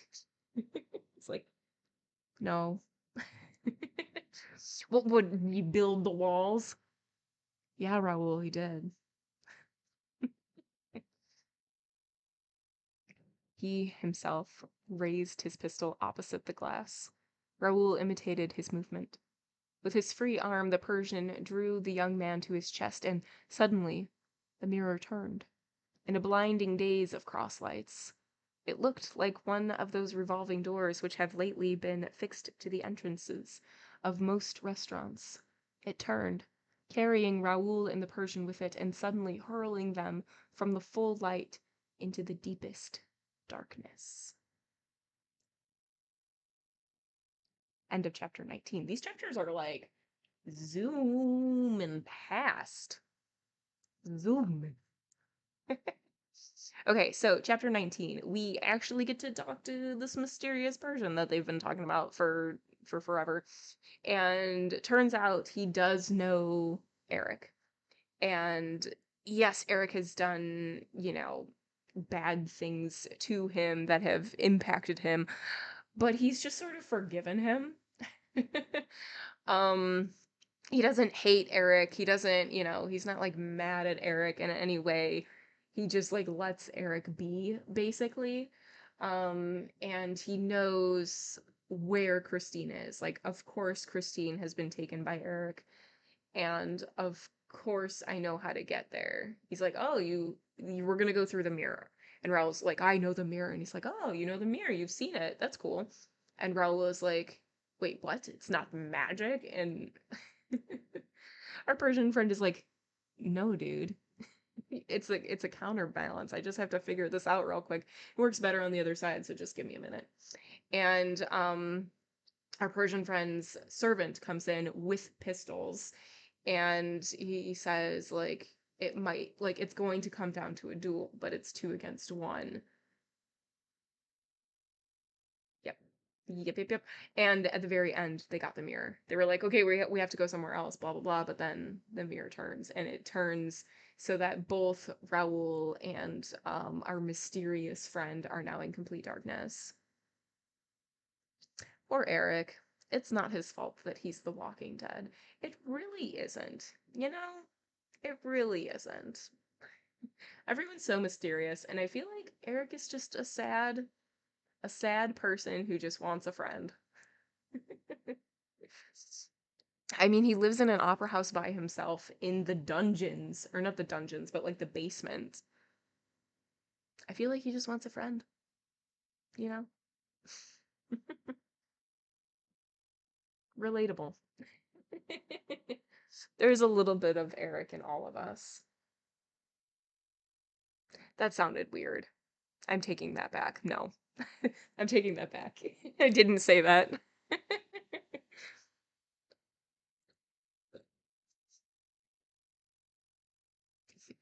Okay. Chapter 20. In the cellars of the opera. Your hand high, ready to fire, repeated Raoul's companion quickly. The wall, behind them, having completed the circle which it described upon itself, closed again, and the 2 men stood motionless for a moment, holding their breath. At last, the Persian decided to make a movement, and Raoul heard him slip on his knees and feel for something in the dark with his groping hands. Suddenly, the darkness was made visible by a small dark lantern, and Raoul instinctively stepped backward as though to escape the scrutiny of a secret enemy. But he soon perceived that the light belonged to the Persian, whose movements he was closely observing. The little red disc was turned in every direction, and Raoul saw that the floor, the walls, and the ceiling were all formed of planking. It must have been the ordinary road taken by Erik to reach Christine's dressing room and impose upon her innocence. And Raoul, remembering the Persian's remark, thought that it had been mysteriously constructed by the ghost himself. Later, he learned that Erik had found, all prepared for him, the secret passage, long known to himself alone and contrived at the time of the Paris Commune to allow the jailers to convey their prisoners straight to the dungeons that had been constructed for them in the cellars. For the Confederates had occupied the Opera House immediately after the 18th of March, and had made a starting place right at the top of their Montgolfier balloons, which carried their incendiary proclamations to the departments, and a state prison right at the bottom. The Persian went on his knees and put his lantern on the ground. He seemed to be working at the floor, and suddenly he turned off his light. Then Raoul heard a faint click and saw a very pale, luminous square in the floor of the passage. It was as though a window had opened on the opera cellars, which were still lit. Raoul no longer saw the Persian, but he suddenly felt him by his side and heard him whisper, "Follow me, and do all that I do." Raoul turned to the luminous aperture. Then he saw the Persian, who was still on his knees, hang by his hands from the rim of the opening, with his pistol between his teeth, and slide into the cellar below. Curiously enough, the Viscount had absolute confidence in the Persian, though he knew nothing about him. His emotion, when speaking of the monster, in quotes, struck him as sincere, and if the Persian had cherished any sinister designs against him, He would not have armed him with his own hands. Besides, Raoul must reach Christine at all cost. He therefore went on his knees also, and hung from the trap with both hands. "Let go," said a voice, and he dropped into the arms of the Persian. Aw, is this their meet cute? Who told him to lie down flat, closed the trapdoor above him, and crouched down beside him. Raoul tried to ask a question, but the Persian's hand was on his mouth, and he heard a voice which he recognized as that of the commissary of police. Raoul and the Persians were completely hidden behind a wooden partition. Near them, a small staircase led to a little room in which the commissary appeared to be walking up and down, asking questions.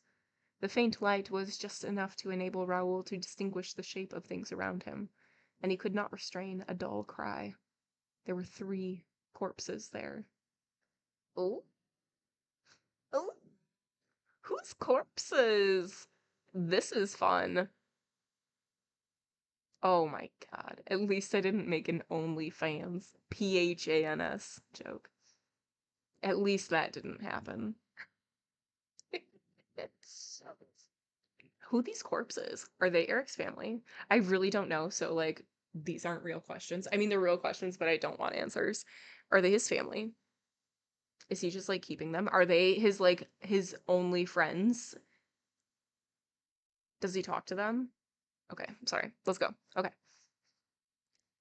The first lay on the narrow landing of the little staircase. The other 2 had rolled to the bottom of the staircase. Raoul could have touched one of the 2 poor wretches by passing his fingers through the partition. "Silence," whispered the Persian. He too had seen the bodies, and he gave one word of explanation. He. The commissary's voice was now heard more distinctly. He was asking for information about the system of lighting which the stage manager supplied. The commissary, therefore, must be in the organ or its immediate neighborhood. Contrary to what one might think, especially in connection with an opera house, the organ is not a musical instrument. Don't be silly. Why would you think an organ is a musical instrument? At the time, electricity was employed only for a very few scenic effects and for the bells. The immense building and the stage itself were still lit by gas.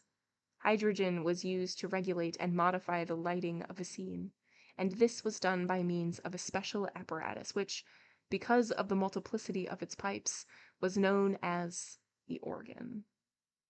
A box beside the prompter's box was reserved for the chief gasman, who from there gave his orders to his assistants and saw that they were executed. Mauclair stayed in this box during all the performances, but now Mauclair was not in his box, and his assistants not in their places. "Mauclair! Mauclair!" The stage manager's voice echoed through the cellars, but Mauclair did not reply. I have said that a door opened on a little staircase that led to the second cellar. The commissary pushed it, but it resisted. "I say," he said to the stage manager, "I can't open this door.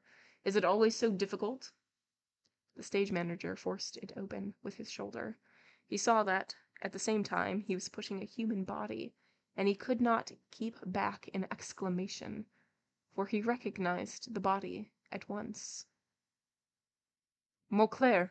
Poor devil, he is dead!" "Oh no. Oh no, Mauclair." That's upsetting. Okay, so Mauclair is not one of the bodies is not is not a family member. But Mr. Commissary Mifroid, whom nothing surprised, was stooping over that big body. "No," he said, "he is dead drunk," which is not quite the same. Oh, okay, so he didn't die, he's just drunk. "It's the first time, if so," said the stage manager, "that someone has given him a narcotic. That is quite possible." Mifroid went down a few steps and said, "Look." By the light of a little red lantern, at the foot of the stairs, they saw 2 other bodies. The stage manager recognized Mauclair's assistants. Mifroid went down and listened to their breathing. "They're sound asleep," he said. Very curious business. Some person unknown must have interfered with the gas man and his staff, and that person unknown was obviously working on behalf of the kidnapper. But what a funny idea to kidnap a performer on the stage. Send for the doctor of the theater at once, said Mifroid. And Mifroid repeated, curious, decidedly curious business. Then he turned to the little room, addressing the people whom Raoul and the Persian were unable to see from where they lay. What do you say to all this, gentlemen? You are the only ones who have not given your views, and yet you must have an opinion of some sort. You must. Thereupon, Raoul and the Persian saw the startled faces of the joint managers appear above the landing, and they heard Moncharmin's excited voice. There are things happening here, Mr. Commissary, which are unable to explain. And the two faces disappeared. Thank you for the information, gentlemen, said Mifroid with a jeer. But the stage manager, holding his chin in the hollow of his right hand, which is the attitude of profound thought, said, It is not the first time that Montclair has fallen asleep in the theatre. I remember finding him, one evening, snoring in his little recess, with his snuff-box between him. Was that long ago? Asked Monsieur Mifroid, carefully wiping his glasses. No, not so very long ago. Wait a bit. It was the night? Of course, yes, it was the night when Carlotta, you know, Mr. Commissary, gave her famous goack. Really? The night when Carlotta gave her famous coac.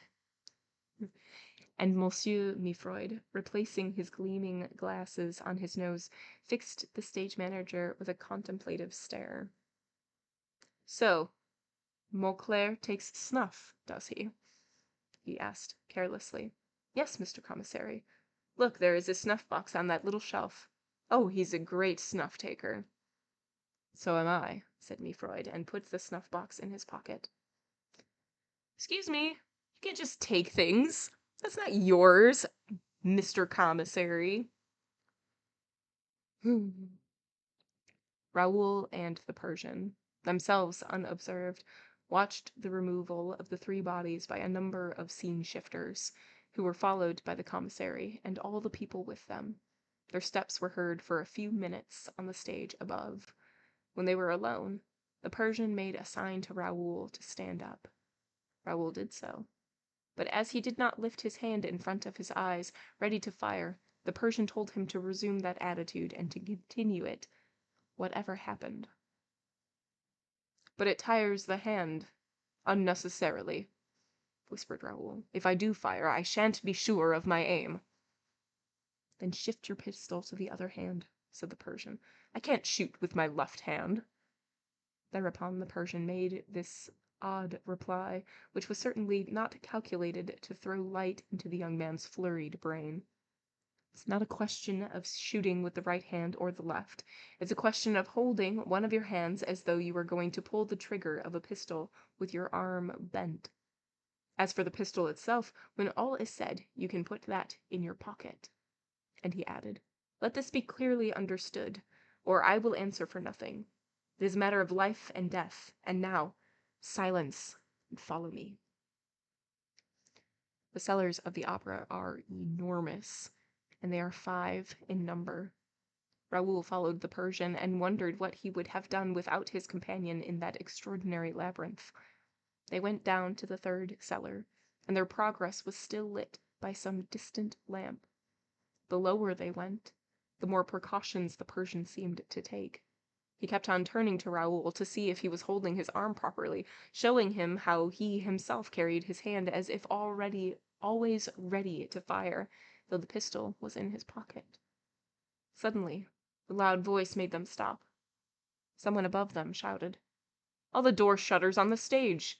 The commissary of police wants them! Steps were heard, and shadows glided through the darkness. The Persian drew Raoul behind a set-piece. They saw passing before and above them old men bent by age and the past burden of opera scenery. Some could hardly drag themselves along, others, from habit, with stooping bodies and outstretched hands, looked for doors to shut. So I think it's really cool that Raoul and our mysterious friend are, like, underneath in the cellars, and so, like, they're going through but they can also hear what's happening like above. So we're getting like both of what's happening above ground and underground, and I think that's pretty cool.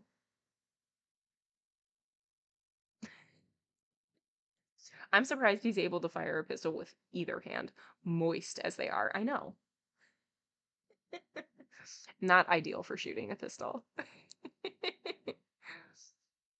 Gross. Ugh. Ooh. I don't want it. I don't want a moist hand. Mm.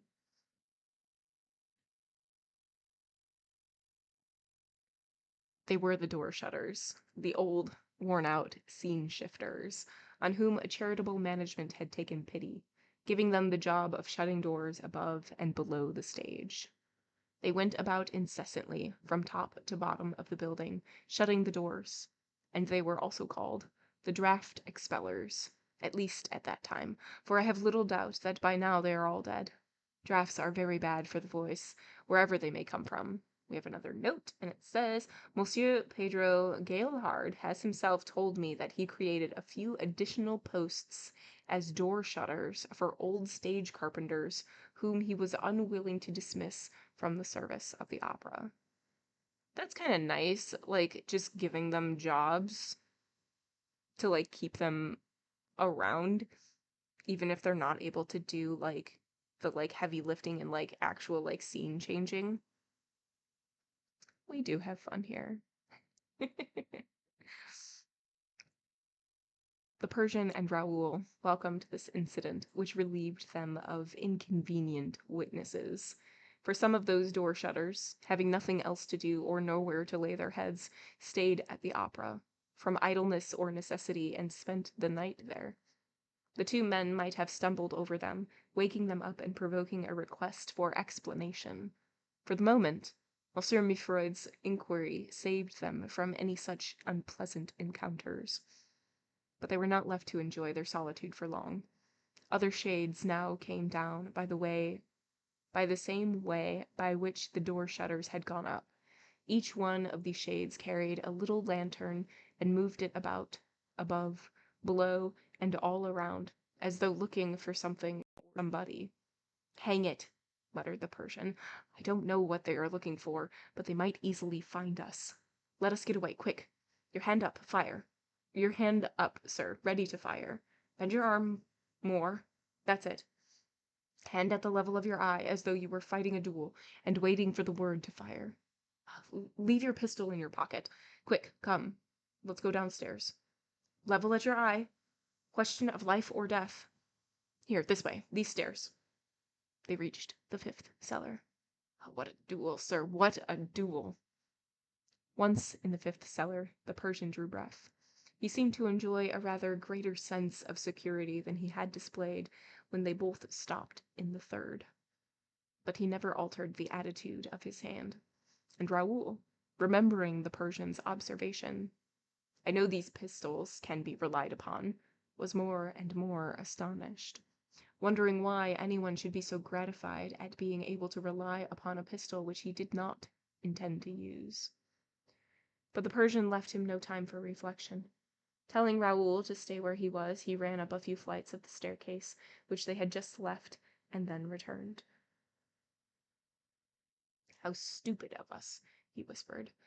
We shall soon have seen in the end of those men with their lanterns. It is the firemen going their rounds. Okay, we have another footnote.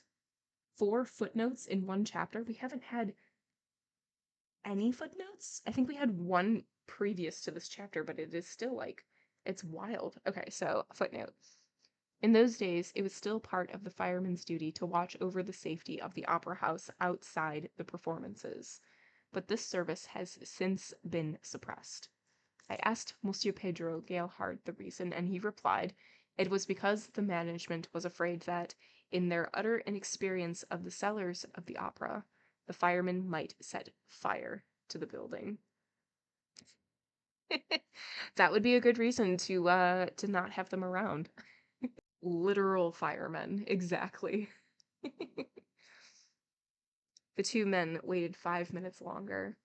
Then the Persian took Raoul up the stairs again, but suddenly he stopped him with a gesture. Something moved in the darkness before them. "Flat on your stomach," whispered the Persian. The two men lay flat on the floor. They were only just in time. A shade, this time carrying no light, just a shade in the shade, passed. It passed close to them, near enough to touch them. They felt the warmth of its cloak upon them, for they could distinguish the shade sufficiently to see that it wore a cloak which shrouded it from head to foot. On its head it had a soft felt hat. It moved away, drawing its feet against the walls and sometimes giving a kick into a corner.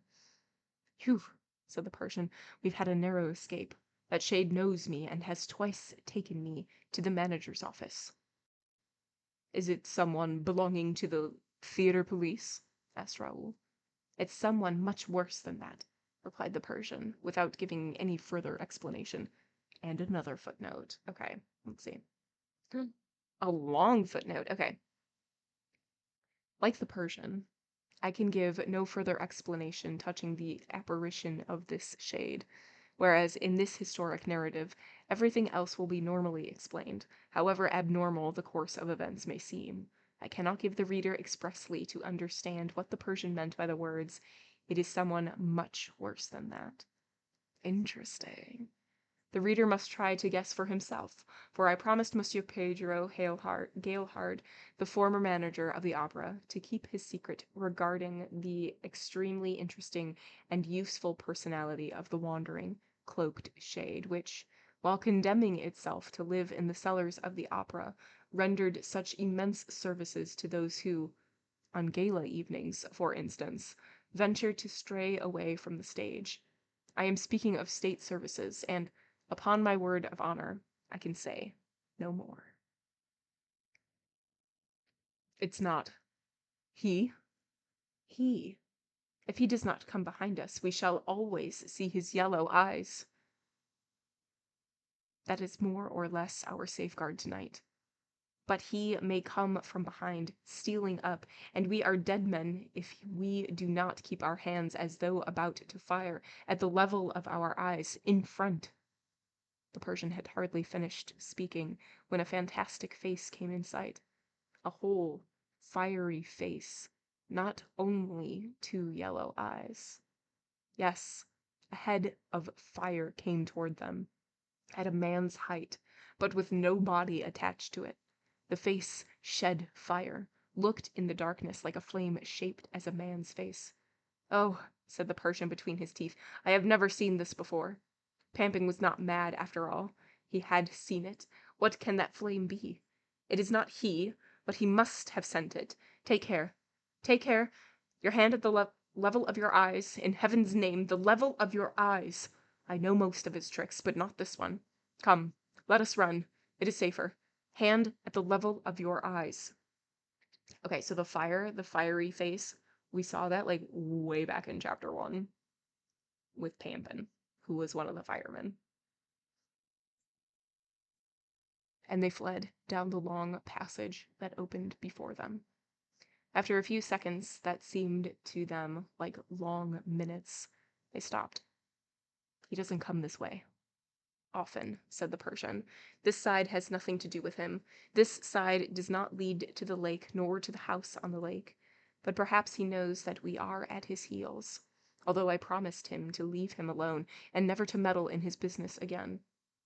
Okay, so our friend is becoming more and more mysterious. I'm interested. So saying, he turned his head, and Raoul also turned his head, and they again saw the head of fire behind their two heads. It had followed them, and it must have run also, and perhaps faster than they, for it seemed to be nearer to them. At the same time, they began to perceive a certain noise of which they could not guess the nature. They simply noticed that the sound seemed to move and to approach with the fiery face. It was a noise as though thousands of nails had been scraped against a blackboard. The perfectly unendurable noise that is sometimes made a little stone inside the chalk that grates on the blackboard. They continued to retreat, but the fiery face came on, gaining on them. They could see its features clearly now. The eyes were round and staring, the nose a little crooked and the mouth large, with a hanging lower lip, very like the eyes, nose and lip of the moon, when the moon is quite red. Bright red. How did that red moon manage to glide through the darkness at a man's height with nothing to support it, at least apparently? And how did it go so fast, so straight ahead, with such staring, staring eyes? And what was that scratching, scraping, grating sound which it brought with it? The Persian and Raoul could retreat no farther, and flattened themselves against the wall, not knowing what was going to happen because of that incomprehensible head of fire, and especially now, because of the more intense, swarming, living, numerous sound, for the sound was certainly made up of hundreds of little sounds that moved in the darkness under the fiery face. And the fiery face came on, with its noise, came level with them. And the two companions, flat against their wall, felt their hair stand on end with horror, for they now knew what the 1,000 noises meant. They came in a troop, hustled along in the shadow by innumerable little hurried waves, swifter than the waves that rush over the sands at high tide. Little night waves foaming under the moon, under the fiery head that was like a moon. And the little waves passed between their legs, climbing up their legs irresistibly, and Raoul and the Persian could no longer restrain their cries of horror, dismay, and pain. Nor could they continue to hold their hands at the level of their eyes. Their hands went down to their legs to push back the waves, which were full of little legs and nails and claws and teeth. Yes, Raoul and the Persian were ready to faint, like Pampin, the fireman. But the head of fire turned round in answer to their cries and spoke to them. "Don't move! Don't move! Whatever you do, don't come after me. I am the rat catcher. Let me pass with my rats." Gross. And the head of fire disappeared, vanished in the darkness, while the passage in front of it lit up as the result of the change which the rat catcher had made in his dark lantern. Before, so as not to scare the rats in front of him, he had turned his dark lantern on himself, lighting up his own head. Now, to hasten their flight, he lit the dark space in front of him, and he jumped along, dragging with him the waves of scratching rats, all the 1,000 sounds. Raoul and the Persian breathed again, though still trembling. "I ought to have remembered that Erik talked to me about the rat catcher," said the Persian, "but he never told me that he looked like that. And it's funny that I should never have met him before. Of course, Erik never comes to this part." "Are we very far from the lake, sir?" asked Raoul. "When shall we get there? Take me to the lake. Oh, take me to the lake. When are we at the lake, we call out. Christine will hear us, and he will hear us too, and as you know him, we shall talk to him." "Baby," said the Persian, "we shall never enter the house on the lake by way of the lake. I, myself, have never landed on the other bank, the bank on which the house stands. You have to cross the lake first, and it is well guarded. I fear that more than one of those men, old scene shifters, old door shutters, who have never been seen again, were simply tempted to cross the lake. It is terrible.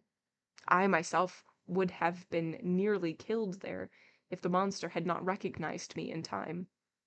One piece of advice, sir. Never go near the lake.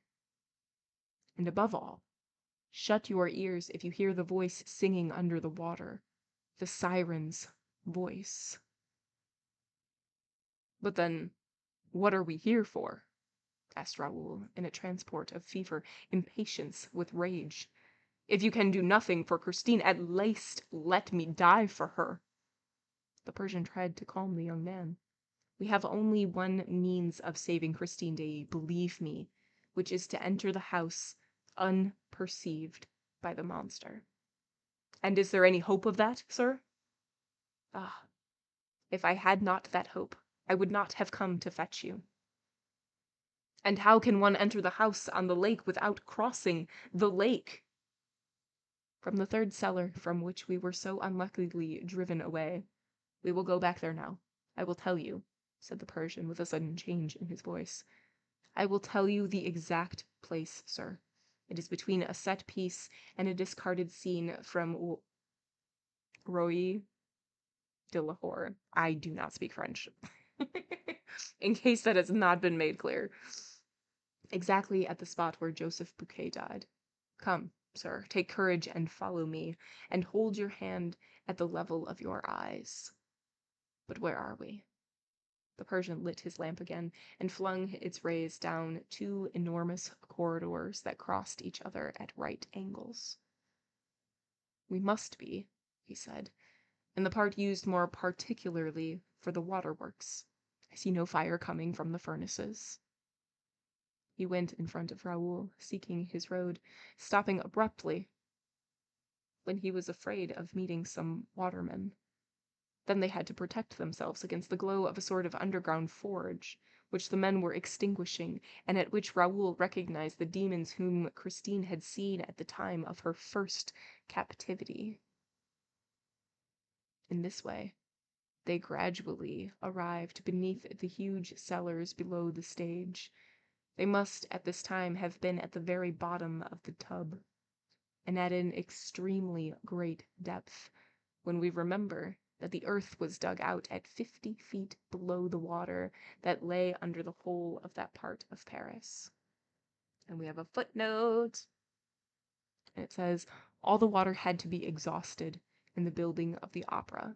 To give an idea of the amount of water that was pumped out, I can tell the reader that it represented the area of the courtyard of the Louvre, and a height half as deep again as the towers of Notre Dame, and nevertheless the engineers had to leave late. The Persian touched a partition wall and said, if I'm not mistaken, this is a wall that might easily belong to the house on the lake. He was striking a partition wall of the tub, and perhaps it would be as well for the reader to know how the bottom of the partition walls of the tub were built. In order to prevent the water surrounding the building operations from remaining in immediate contact with the walls supporting the whole of the theatrical machinery, the architect was obliged to build a double case in every direction. The work of constructing this double case took a whole year. It was the wall of the first inner case that the Persian struck when speaking to Raoul of the house on the lake.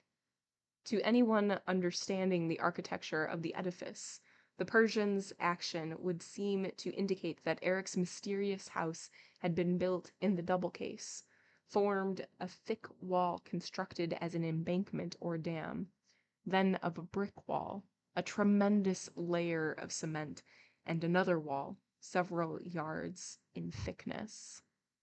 Yes, let us hear about the tub, please. Please explain this to me. This will obviously give me a better picture of what's happening.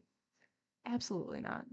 This absolutely did not give me a better picture of anything. It's fine.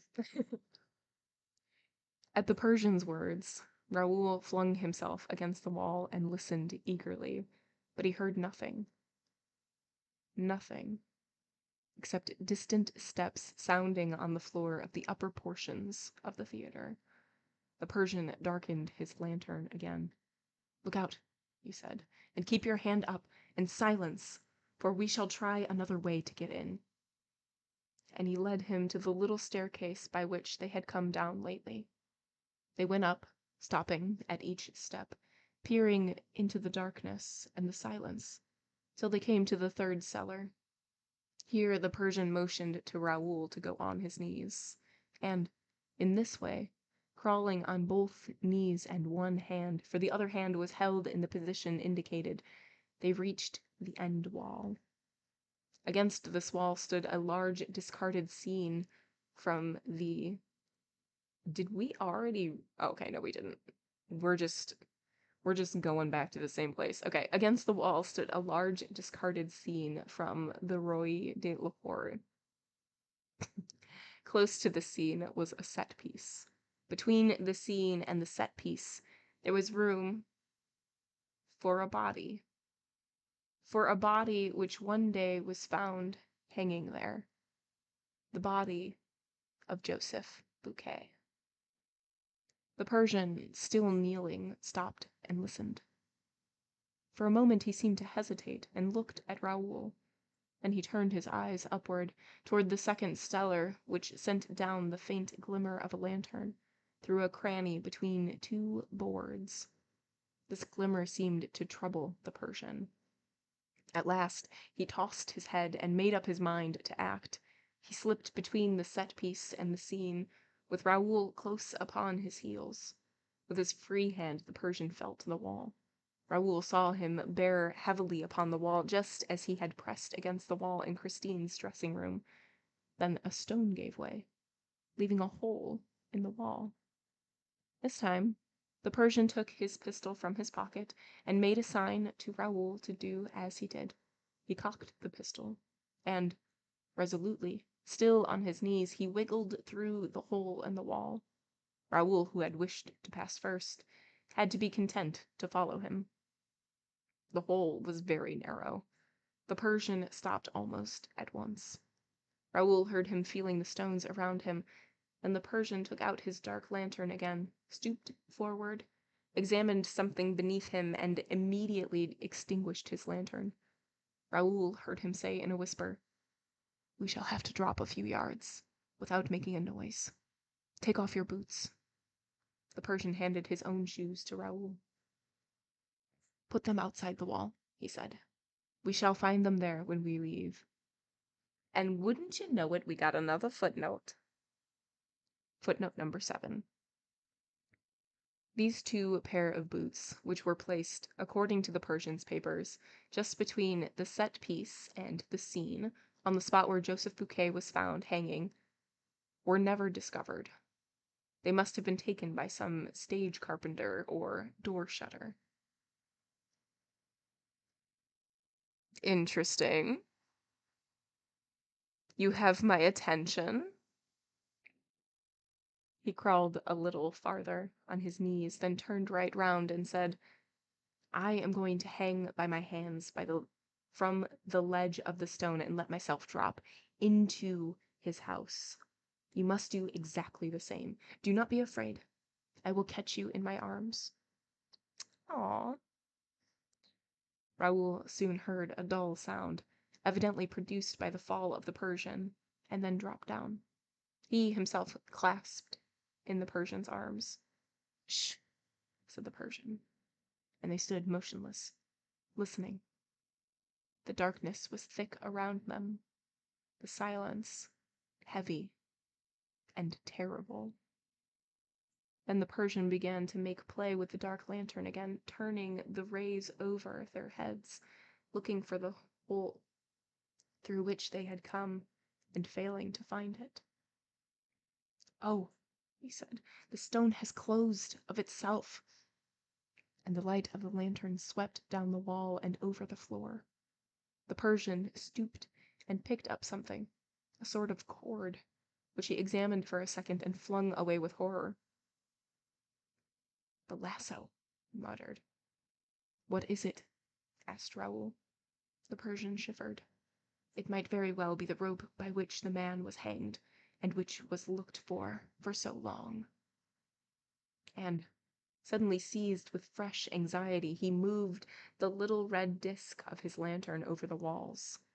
In this way he lit up a curious thing, the trunk of a tree, which seemed still quite alive, with its leaves, and the branches of that tree ran right up the walls and disappeared in the ceiling. Because of the smallness of the luminous disk, it was difficult at first to make out the appearance of things. I saw a corner of a branch, and a leaf, and another leaf, and next to it, nothing at all. Nothing but the ray of light that seemed to reflect itself. Raoul passed his hand over that nothing, over that reflection. "Hello," he said. "The wall is a looking-glass." "Yes, a looking-glass," said the Persian in a tone of deep emotion. And passing the hand that held the pistol over his moist forehead, he added, "We have dropped into the torture chamber. What the Persian knew of this torture chamber and what there befell him and his companion shall be told in his own words, as set down in a manuscript which he left behind, and which I copy verbatim. End of chapter 20. Okay, so in this chapter we have Raoul and our mysterious friend trying to get to Erik and Christine. And we think that they are in the house by the lake. And you obviously can't just go through the lake. Duh, there are sirens there. So they have to go through the cellars, and there's like a mysterious passageway that they're going to get there. And as they're going through, they also hear upstairs the police trying to, find Christine, all that good stuff, find more information. And the police find a passed out Montclair, and Montclair is the one who is responsible for the lighting. Yeah, so they're going through all of these different passages, and they come across the fiery, like, skull that Pampin saw very early in the story. And so they run away. They're terrified. It's scary. Even our mysterious friend is like, I've never seen this before. And the skull follows them, and it seems like it's going even faster. And so they hear these terrifying noises, thousands and thousands of noises, it seems like, getting closer and closer and closer. And it turns out that the skull is the rat catcher, which is a terrifying title. And the rat catcher is basically like, just bro, let me go through. All right. I'm not gonna do anything. Just let me do my thing. Okay. So they like let him pass, and all the little rats go after him too, and it's scary. I don't like that. And the way that they were originally going to go is blocked. So they have to go through this other secret way, and they drop down into the torture chamber. And all of this is being told from our like author, our narrator. And now this next chapter, this next part where they are in the torture chamber, is going to be told from the manuscript of our mysterious Persian friend. Yes. Let's do it.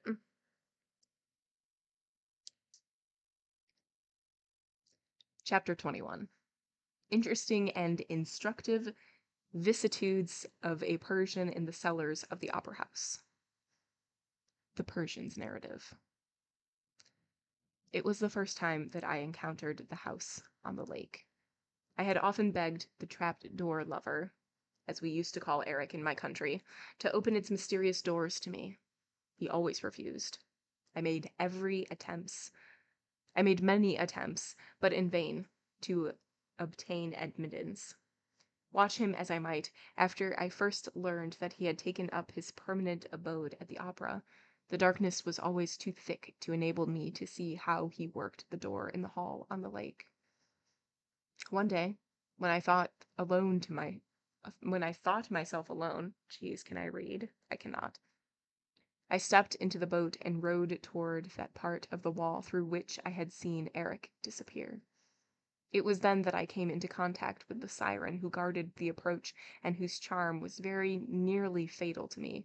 Okay, cool. So now we are getting from our mysterious friend's own words how he knows about all of these other things, which is really cool because I enjoy a good mystery, but I enjoy a good mystery and then being told.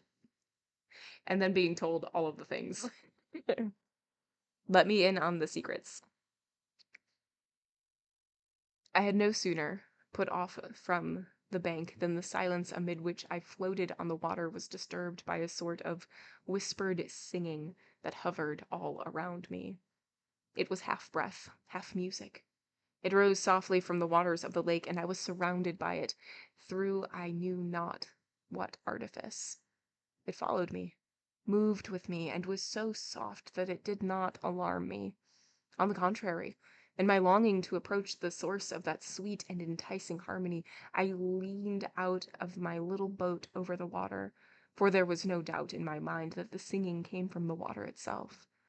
By this time I was alone in the boat in the middle of the lake.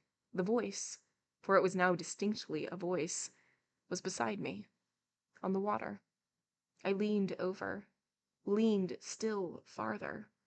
The lake was perfectly calm, and a moonbeam that passed through the air hole in the roof scribe showed me absolutely nothing on its surface, which was smooth and black as ink. I shook my ears to get rid of the possible humming, but I soon had to accept the fact that there was no humming in the ears so harmonious as the singing whisper that followed and now attracted me. Had I been inclined to superstition, I should have certainly thought that I had to do with some siren whose business it was to confound the traveler who should venture on the waters of the house on the lake. Fortunately, I come from a country where we are too fond of fantastic things not to know them through and through, and I had no doubt but that I was face to face with some new invention of Eric's. But this invention was so perfect that, as I leaned out of the boat, I was impelled less by a desire to discover its trick than to enjoy its charm. And I leaned out until I almost overturned the boat.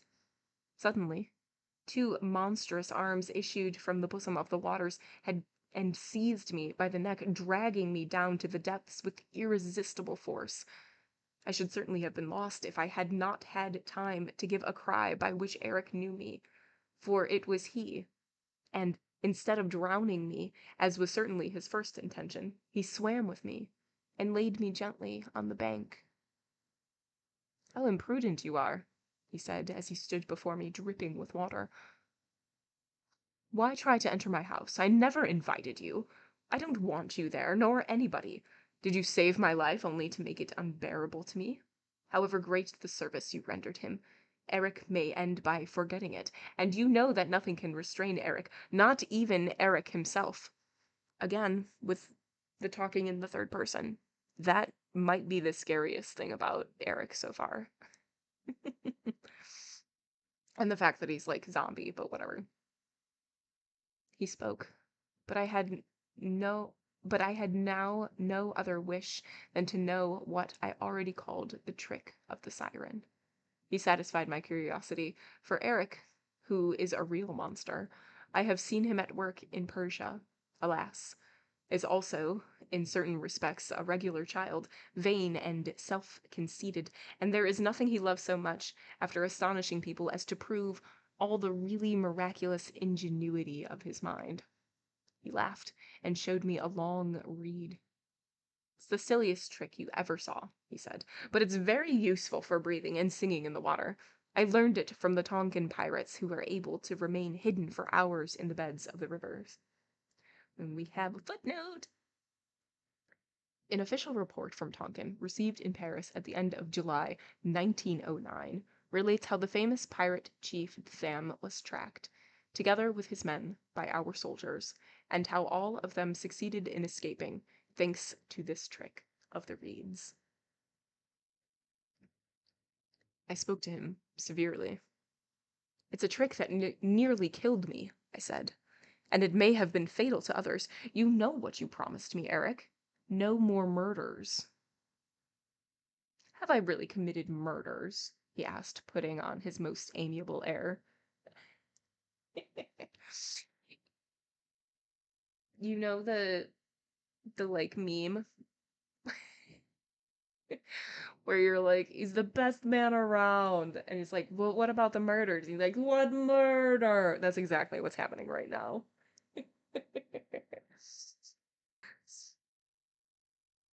I believe that. "Wretched man," I cried, "have you forgotten the rosy hours of Mazenderan?" "Yes," he replied in a sadder tone. "I prefer to forget them. I used to make the little Sultana laugh, though. Geez, what am I saying? Nobody knows." "All that belongs to the past," I declared. "But there is the present, and you are responsible to me for the present, because, if I had wished, there would have been none at all for you. Remember that, Erik. I saved your life." Interesting, interesting. Duran Duran, yeah. Making Duran Duran laugh. That's exactly what was happening. And I took advantage of the turn of conversation to speak to him of something that had long been on my mind. Erik, I said. Erik, swear that. What? He retorted. You know I never keep my oaths. Oaths are made to catch gulls with. Tell me. You can tell me, at any rate. Well, well, the chandelier. The chandelier, Erik. What about the chandelier? You know what I mean. Oh, he sniggered. I don't mind telling you about the chandelier. It wasn't I. The chandelier was very old and worn. When Erik laughed, he was more terrible than ever. He jumped into the boat, chuckling so horribly that I could not help trembling. Very old and worn, my dear. Oops. Very old and worn, the chandelier. It fell of itself. It came down with a smash. And now, take my advice, and go. Dry yourself, or you'll catch a cold in the head. And never get in my boat again. And, whatever you do, don't try to enter my house. I'm not always there. And I should be sorry to have to dedicate my requiem mass to you. It is like a messed up sitcom. Absolutely. So saying, swinging to and fro like a monkey and still chuckling, he pushed off and soon disappeared in the darkness of the lake. From that day, I gave up all thought of penetrating into his house by the lake. That entrance was obviously too well guarded, especially since he had learned that I knew about it. But I felt that there must be another entrance, for I had often seen Erik disappear in the third cellar when I was watching him, though I could not imagine how. Ever since I had discovered Erik installed in the opera, I lived in a perpetual terror of his horrible fancies, not in so far as I was concerned, but I was dreaded everything for others. And another footnote.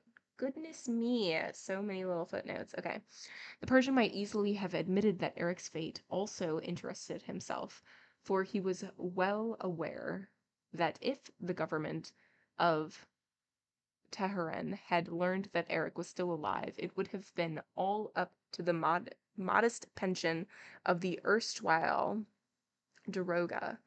It is only fair, however, to add that the Persian had a noble and generous heart, and I do not doubt for a moment that the catastrophes which he feared for others greatly occupied his mind. His conduct throughout his business proves it, as and is above all praises. There you go. And whenever some accident, some fatal event happened, I always thought to myself, I should not be surprised if that were Erik. Even as others used to say, it's the ghost. How often have I not heard people utter that phrase with a smile? Poor devils. If they had known that the ghost existed in the flesh, I swear they would not have laughed. Although Erik announced to me very solemnly that he had changed and that he had become the most virtuous of men since he was loved for himself, a sentence that, at first, perplexed me most terribly. I could not help shuddering when I thought of the monster. His horrible, unparalleled, and repulsive ugliness put him without the pale of humanity, and it often seemed to me that, for this reason, he no longer believed that he had any duty toward the human race. The way in which he spoke of his love affairs only increased my alarm, for I foresaw the cause of fresh and more hideous tragedies in this event to which he alluded so boastfully. Okay, here's a crossover idea. Erik, who apparently is hideous and nobody likes him and he just wants a friend, becomes friends with Frankenstein's monster. I think we just made best friends. We just created a best friendship.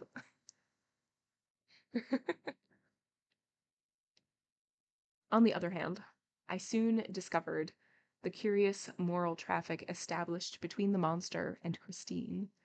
Hiding in the lumber room next to the young prima donna's dressing room, I listened to wonderful musical displays that evidently flung Christine into marvelous ecstasy.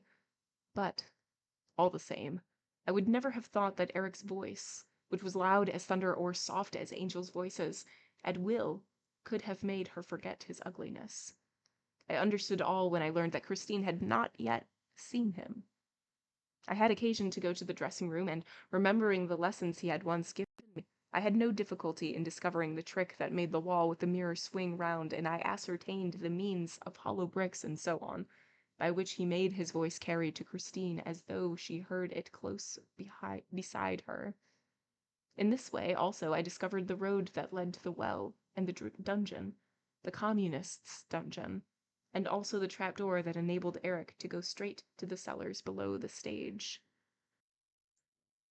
A few days later, what was not my amazement to learn by my own eyes and ears that Erik and Christine saw each other and to catch the monster stooping over the little well in the communists' road and sprinkling the forehead of Christine Daaé, who had fainted. A white horse, the horse out of the Perfetta, which had disappeared from the stables under the opera, was standing quietly beside them. I showed myself. It was terrible. I saw sparks fly from those yellow eyes, and before I had time to say a word, I received a blow on the head that stunned me. When I came to myself, Erik, Christine, and the white horse had disappeared. I felt sure that the poor girl was a prisoner in the house on the lake. Without hesitation, I resolved to return to the bank, notwithstanding the attendant danger. For 24 hours I lay in wait for the monster to appear, for I felt that he must go out, driven by the need of obtaining provisions. And, in this connection, I may say that, when he went out in the streets or ventured to show himself in public, he wore a pasteboard nose, with a mustache attached to it, instead of his own horrible hole of a nose. This did not quite take away his corpse-like air, but it made him almost, I say almost, endurable to look at. I therefore watched on the bank of the lake, and, weary of long waiting, was beginning to think that he had gone through the other door, the door in the third cellar, when I heard a slight splashing in the dark. I saw the two yellow eyes shining like candles, and soon the boat touched shore. Erik jumped out and walked up to me. "You've been there for 24 hours," he said, "and you're annoying me. I tell you, all this will end very badly, and you will have brought it upon yourself, for I have been extraordinarily patient with you. You think you are following me, you great booby." I'm an adult, and I did not find that funny at all. "Whereas it's I who am following you, and I know all that you know about me here. I spared you yesterday in my communists' road, but I warn you, seriously, don't let me catch you there again. Upon my word, you don't seem able to take a hint." He was so furious that I did not think for the moment of interrupting him. After puffing and blowing like a walrus, he put his horrible thought into words. "Yes, you must learn once and for all, I say, to take a hint. I tell you that, with your recklessness, for you have already been twice arrested by the shade in the felt hat, who did not know what you were doing in the cellars, and took you to the managers, who looked upon you as an eccentric Persian interested in stage mechanism and life behind the scenes. I know all about it. I was there, in the office. You know I am everywhere. Well, I tell you that, with your recklessness, they will end by wondering what you are after here, and they will end by knowing that you are after Erik, and then they will be after Erik themselves, and they will discover the house on the lake. If they do, it will be a bad outlook for you, old chap. A bad outlook. I won't answer for anything." Again he puffed and blew like a walrus. "I won't answer for anything. If Erik's secrets cease to be Erik's secrets, it will be a bad outlook for a goodly number of a human race. That's all I have to tell you, and unless you are a great booby, it ought to be enough for you, except that you don't know how to take a hint."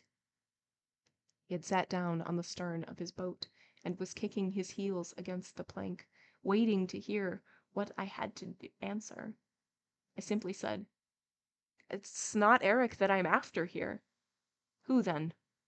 "You know as well as I do. It's Christine Daaé," I answered. He retorted, "I have every right to see her in my own house. I am loved for my own sake." "It's not true," I said. "You have carried her off and are keeping her locked up." "Listen," he said. "Will you promise never to meddle in my affairs again? If I prove to you that I am loved for my own sake?" "Yes, I promise you," I replied without hesitation, for I felt convinced that for such a monster the proof was impossible. "Well, then, it's quite simple. Christine Daaé shall leave this as she pleases and come back again. Yes, come back again because she wishes. Come back of herself because she loves me for myself." "Oh, I doubt if she will come back, but it is your duty to let her go." "My duty? It is my wish to let her go, and she will come back to me, for she loves me. All this will end in a marriage at the Madeleine. Do you believe me now, when I tell you that my nuptial mass is written? Wait till you hear the Kyrie." He beat time with his heels on the planks of the boat and sang, "Kyrie, Kyrie, Kyrie eleison." I'm not gonna be singing. Wait till you hear. Wait till you hear that mass. "Look here," I said. "I shall believe you if I see Christine Daaé come out of the house on the lake and go back to it of her own accord. And you won't meddle any more in my affairs." "No." "Very well. You shall see that tonight. Come to the masked ball. Christine and I will go and have a look around. Then you can hide in the lumber room, and you shall see Christine, who will have gone to her dressing room, delighted to come back by the Communists' Road. And now, be off, for I must go and do some shopping." "Get in, loser, we're going shopping." To my intense astonishment, things happened as he had announced. Christine Daaé left the house on the lake and returned to it several times without, apparently, being forced to do so. It's very difficult for me to clear my mind of Erik. However, I resolved to be extremely prudent, and did not make the mistake of returning to the shore of the lake, or of going by the Communists' Road. But the idea of the secret entrance in the third cellar haunted me, and I repeatedly went and waited for hours behind a scene from the Roi de Lahore, which had been left there for some reason or other. At last my patience was rewarded. One day I saw the monster come toward me on his knees. Creepy. I was certain that he could not see me. He passed between the scene behind which I stood and a set piece, went to the wall, and pressed on a spring that moved a stone and afforded him an ingress. He passed through this, and the stone closed behind him. I waited for at least 30 minutes, and then pressed the spring in my turn. Everything happened as with Erik, but I was careful not to go through the hole myself, for I knew that Erik was inside. On the other hand, the idea that I might be caught by Erik suddenly made me think of the death of Joseph Buquet. I did not wish to jeopardize the advantages of so great a discovery, which might be useful to many people. To a godly number of the human race, in Erik's words. And I left the cellars of the opera after carefully replacing the stone. I continued to be greatly interested in the relations between Erik and Christine Daaé, not from any morbid curiosity, but because of the terrible thought which obsessed my mind that Erik was capable of anything. If he once discovered that he was not loved for his own sake, as he imagined. I continued to wander, very cautiously, about the opera, and soon learned the truth about the monster's dreary love affair. He filled Christine's mind through the terror with which he inspired her, but the dear child's heart belonged wholly to Raoul. While they played about like an innocent engaged couple on the upper floors of the opera to avoid the monster, they little suspected that someone was watching over them. I was prepared to do anything, to kill the monster if necessary, and explain to the police afterward. But Erik did not show himself, and I felt none the more comfortable for that. I must explain my whole plan. I thought that the monster, being driven from his house by jealousy, would thus enable me to enter it, without danger, through the passage in the third cellar. It was important, for everybody's sake, that I should know exactly what was inside. One day, tired of waiting for an opportunity, I moved the stone and at once heard an astonishing music. The monster was working on his Don Juan triumphant, with every door in his house wide open. I knew that this was the work of his life. I was careful not to stir, and remained prudently in my dark hole. He stopped playing, for a moment, and began walking about his place like a madman. And he said aloud at the top of his voice, "It must be finished first. Quite finished." This speech was not calculated to reassure me, and when the music recommenced, I closed the stone very softly. On the day of the abduction of Christine Daaé, I did not come to the theatre until rather late in the evening, trembling lest I should hear bad news. I had spent a horrible day, for, after reading in the morning paper the announcement of the forthcoming marriage between Christine and the Vicomte, I wondered whether, after all, I should not do better to denounce the monster. But reason returned to me, and I was persuaded that this action should only precipitate a possible catastrophe. When my cab set me down before the opera, I was really almost astonished to see it still standing. But I am something of a fatalist, like all good. I'm not going to say that word. That's a racist word. Like all good friends. And I entered ready for anything. Christine Daaé's abduction in the prison act, which naturally surprised everybody, found me prepared. I was quite certain that she had been juggled away by Erik, that prince of conjurers, and I thought positively that this was the end of Christine and perhaps of everybody, so much so that I thought of advising all these people who were staying on at the theatre to make good their escape. I felt, however, that they would be sure to look upon me as mad, and I refrained. On the other hand, I resolved to act without further delay, as far as I was concerned.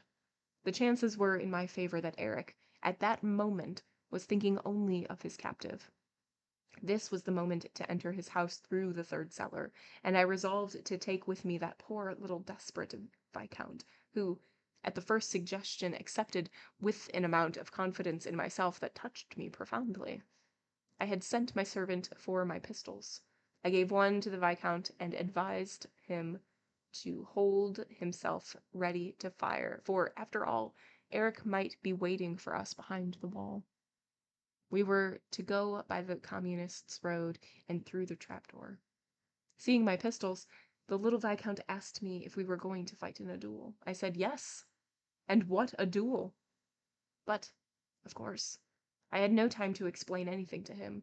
The little Viscount is a brave fellow, but he knew hardly anything about his adversary, and it was so much the better.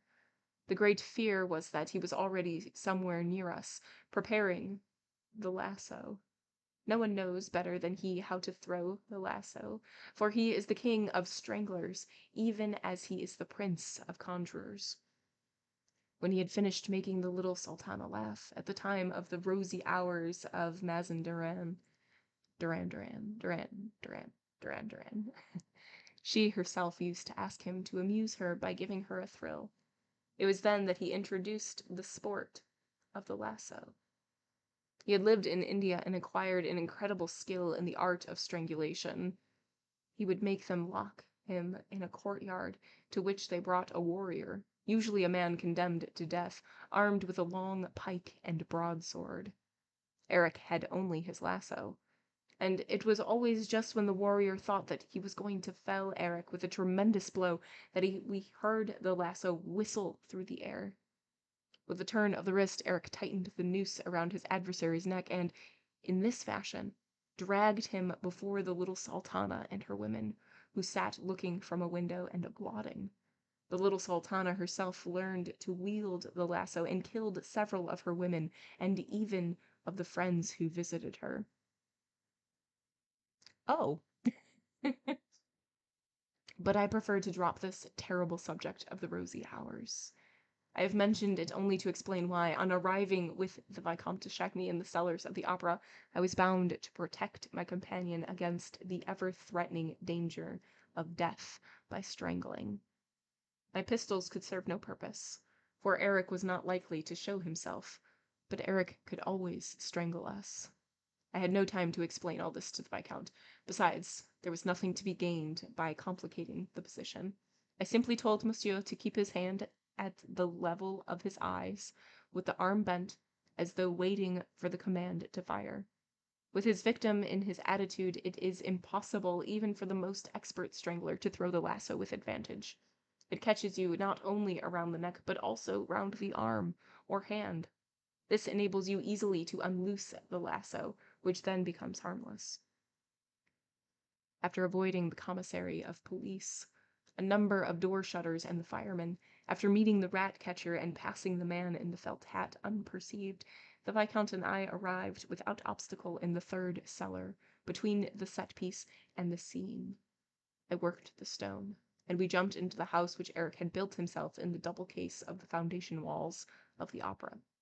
And this was the easiest thing in the world for him to do, because Erik was one of the chief contractors under Charles Garnier, the architect of the opera, and continued to work by himself when the works were officially suspended during the war, the siege of Paris and the Commune. I knew my Erik too well to feel at all comfortable on jumping into his house. I knew what he had made of a certain palace at Mazenderan, from being the most honest building conceivable. He soon turned it into a house of the very devil, where you could not utter a word, but it was overheard or repeated by an echo. With his trapdoors, the monster was responsible for endless tragedies of all kinds. He hit upon astonishing inventions. Of these, the most curious, horrible, and dangerous was the so-called torture chamber. Aptly named, it seems. Except in special cases, when the little sultana amused herself by inflicting suffering upon some unoffending citizen, no one was let into it but wretches condemned to death. And, even then, when these had had enough, they were always at liberty to put an end to themselves with a lasso or bowstring, left for their use at the foot of an iron tree. That's so sad. My alarm, therefore, was great when I saw that the room into which Monsieur and I dropped was the exact copy of the torture chamber of the rosy hours of Mazenderan. At our feet, I found the lasso which I had been dreading all the evening.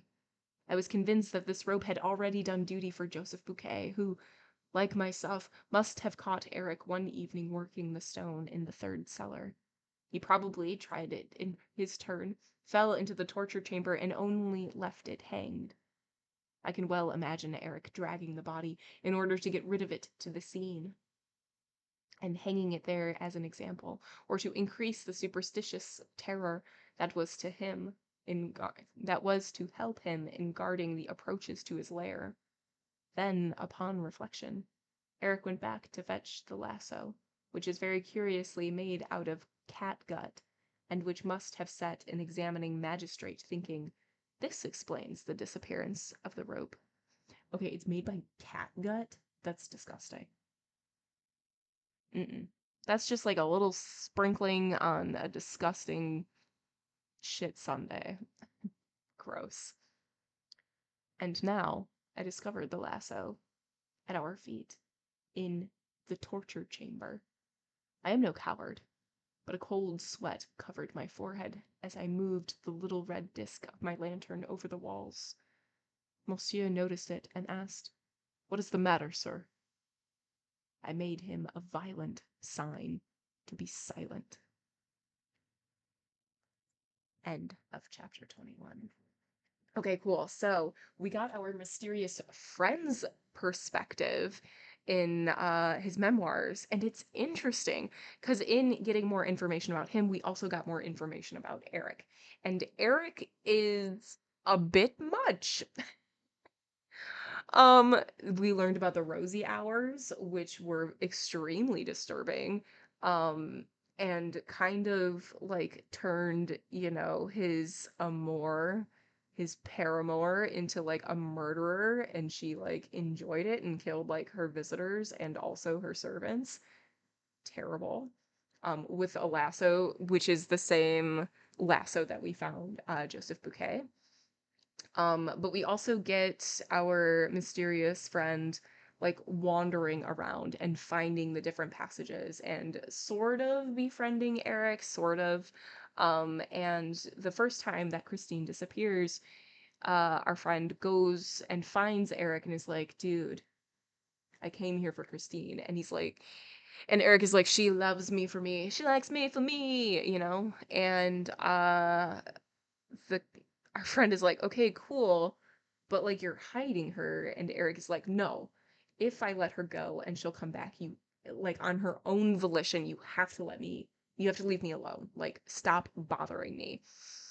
And our friend is like, well, I don't think that's really gonna happen. So sure, buddy. And she does leave. And she does come back on her own volition several times. And so our mysterious friend is like, all right, well, she came back a couple times. Um, but he's been like watching over Christine and in turn Raoul and has been like following their relationship, that sort of thing. And so he very much knows the torture chamber that they dropped into because of the rosy hours and what Erik's paramour turned into and what they used that room for, which is a direct replica of the one with the rosy hours in Mazarendera. That one place. That one place over there that starts with an M and kind of sounds like Duran. But that's going to be it for today. Yeah. So I hope you all have a great night. I hope you all have a great weekend. But as always, thank you all so, so much. Whether you lurk, whether you chat, I 1000% appreciate you, and I 1000% appreciate your support. If I do not see you next time, I hope to see you very soon.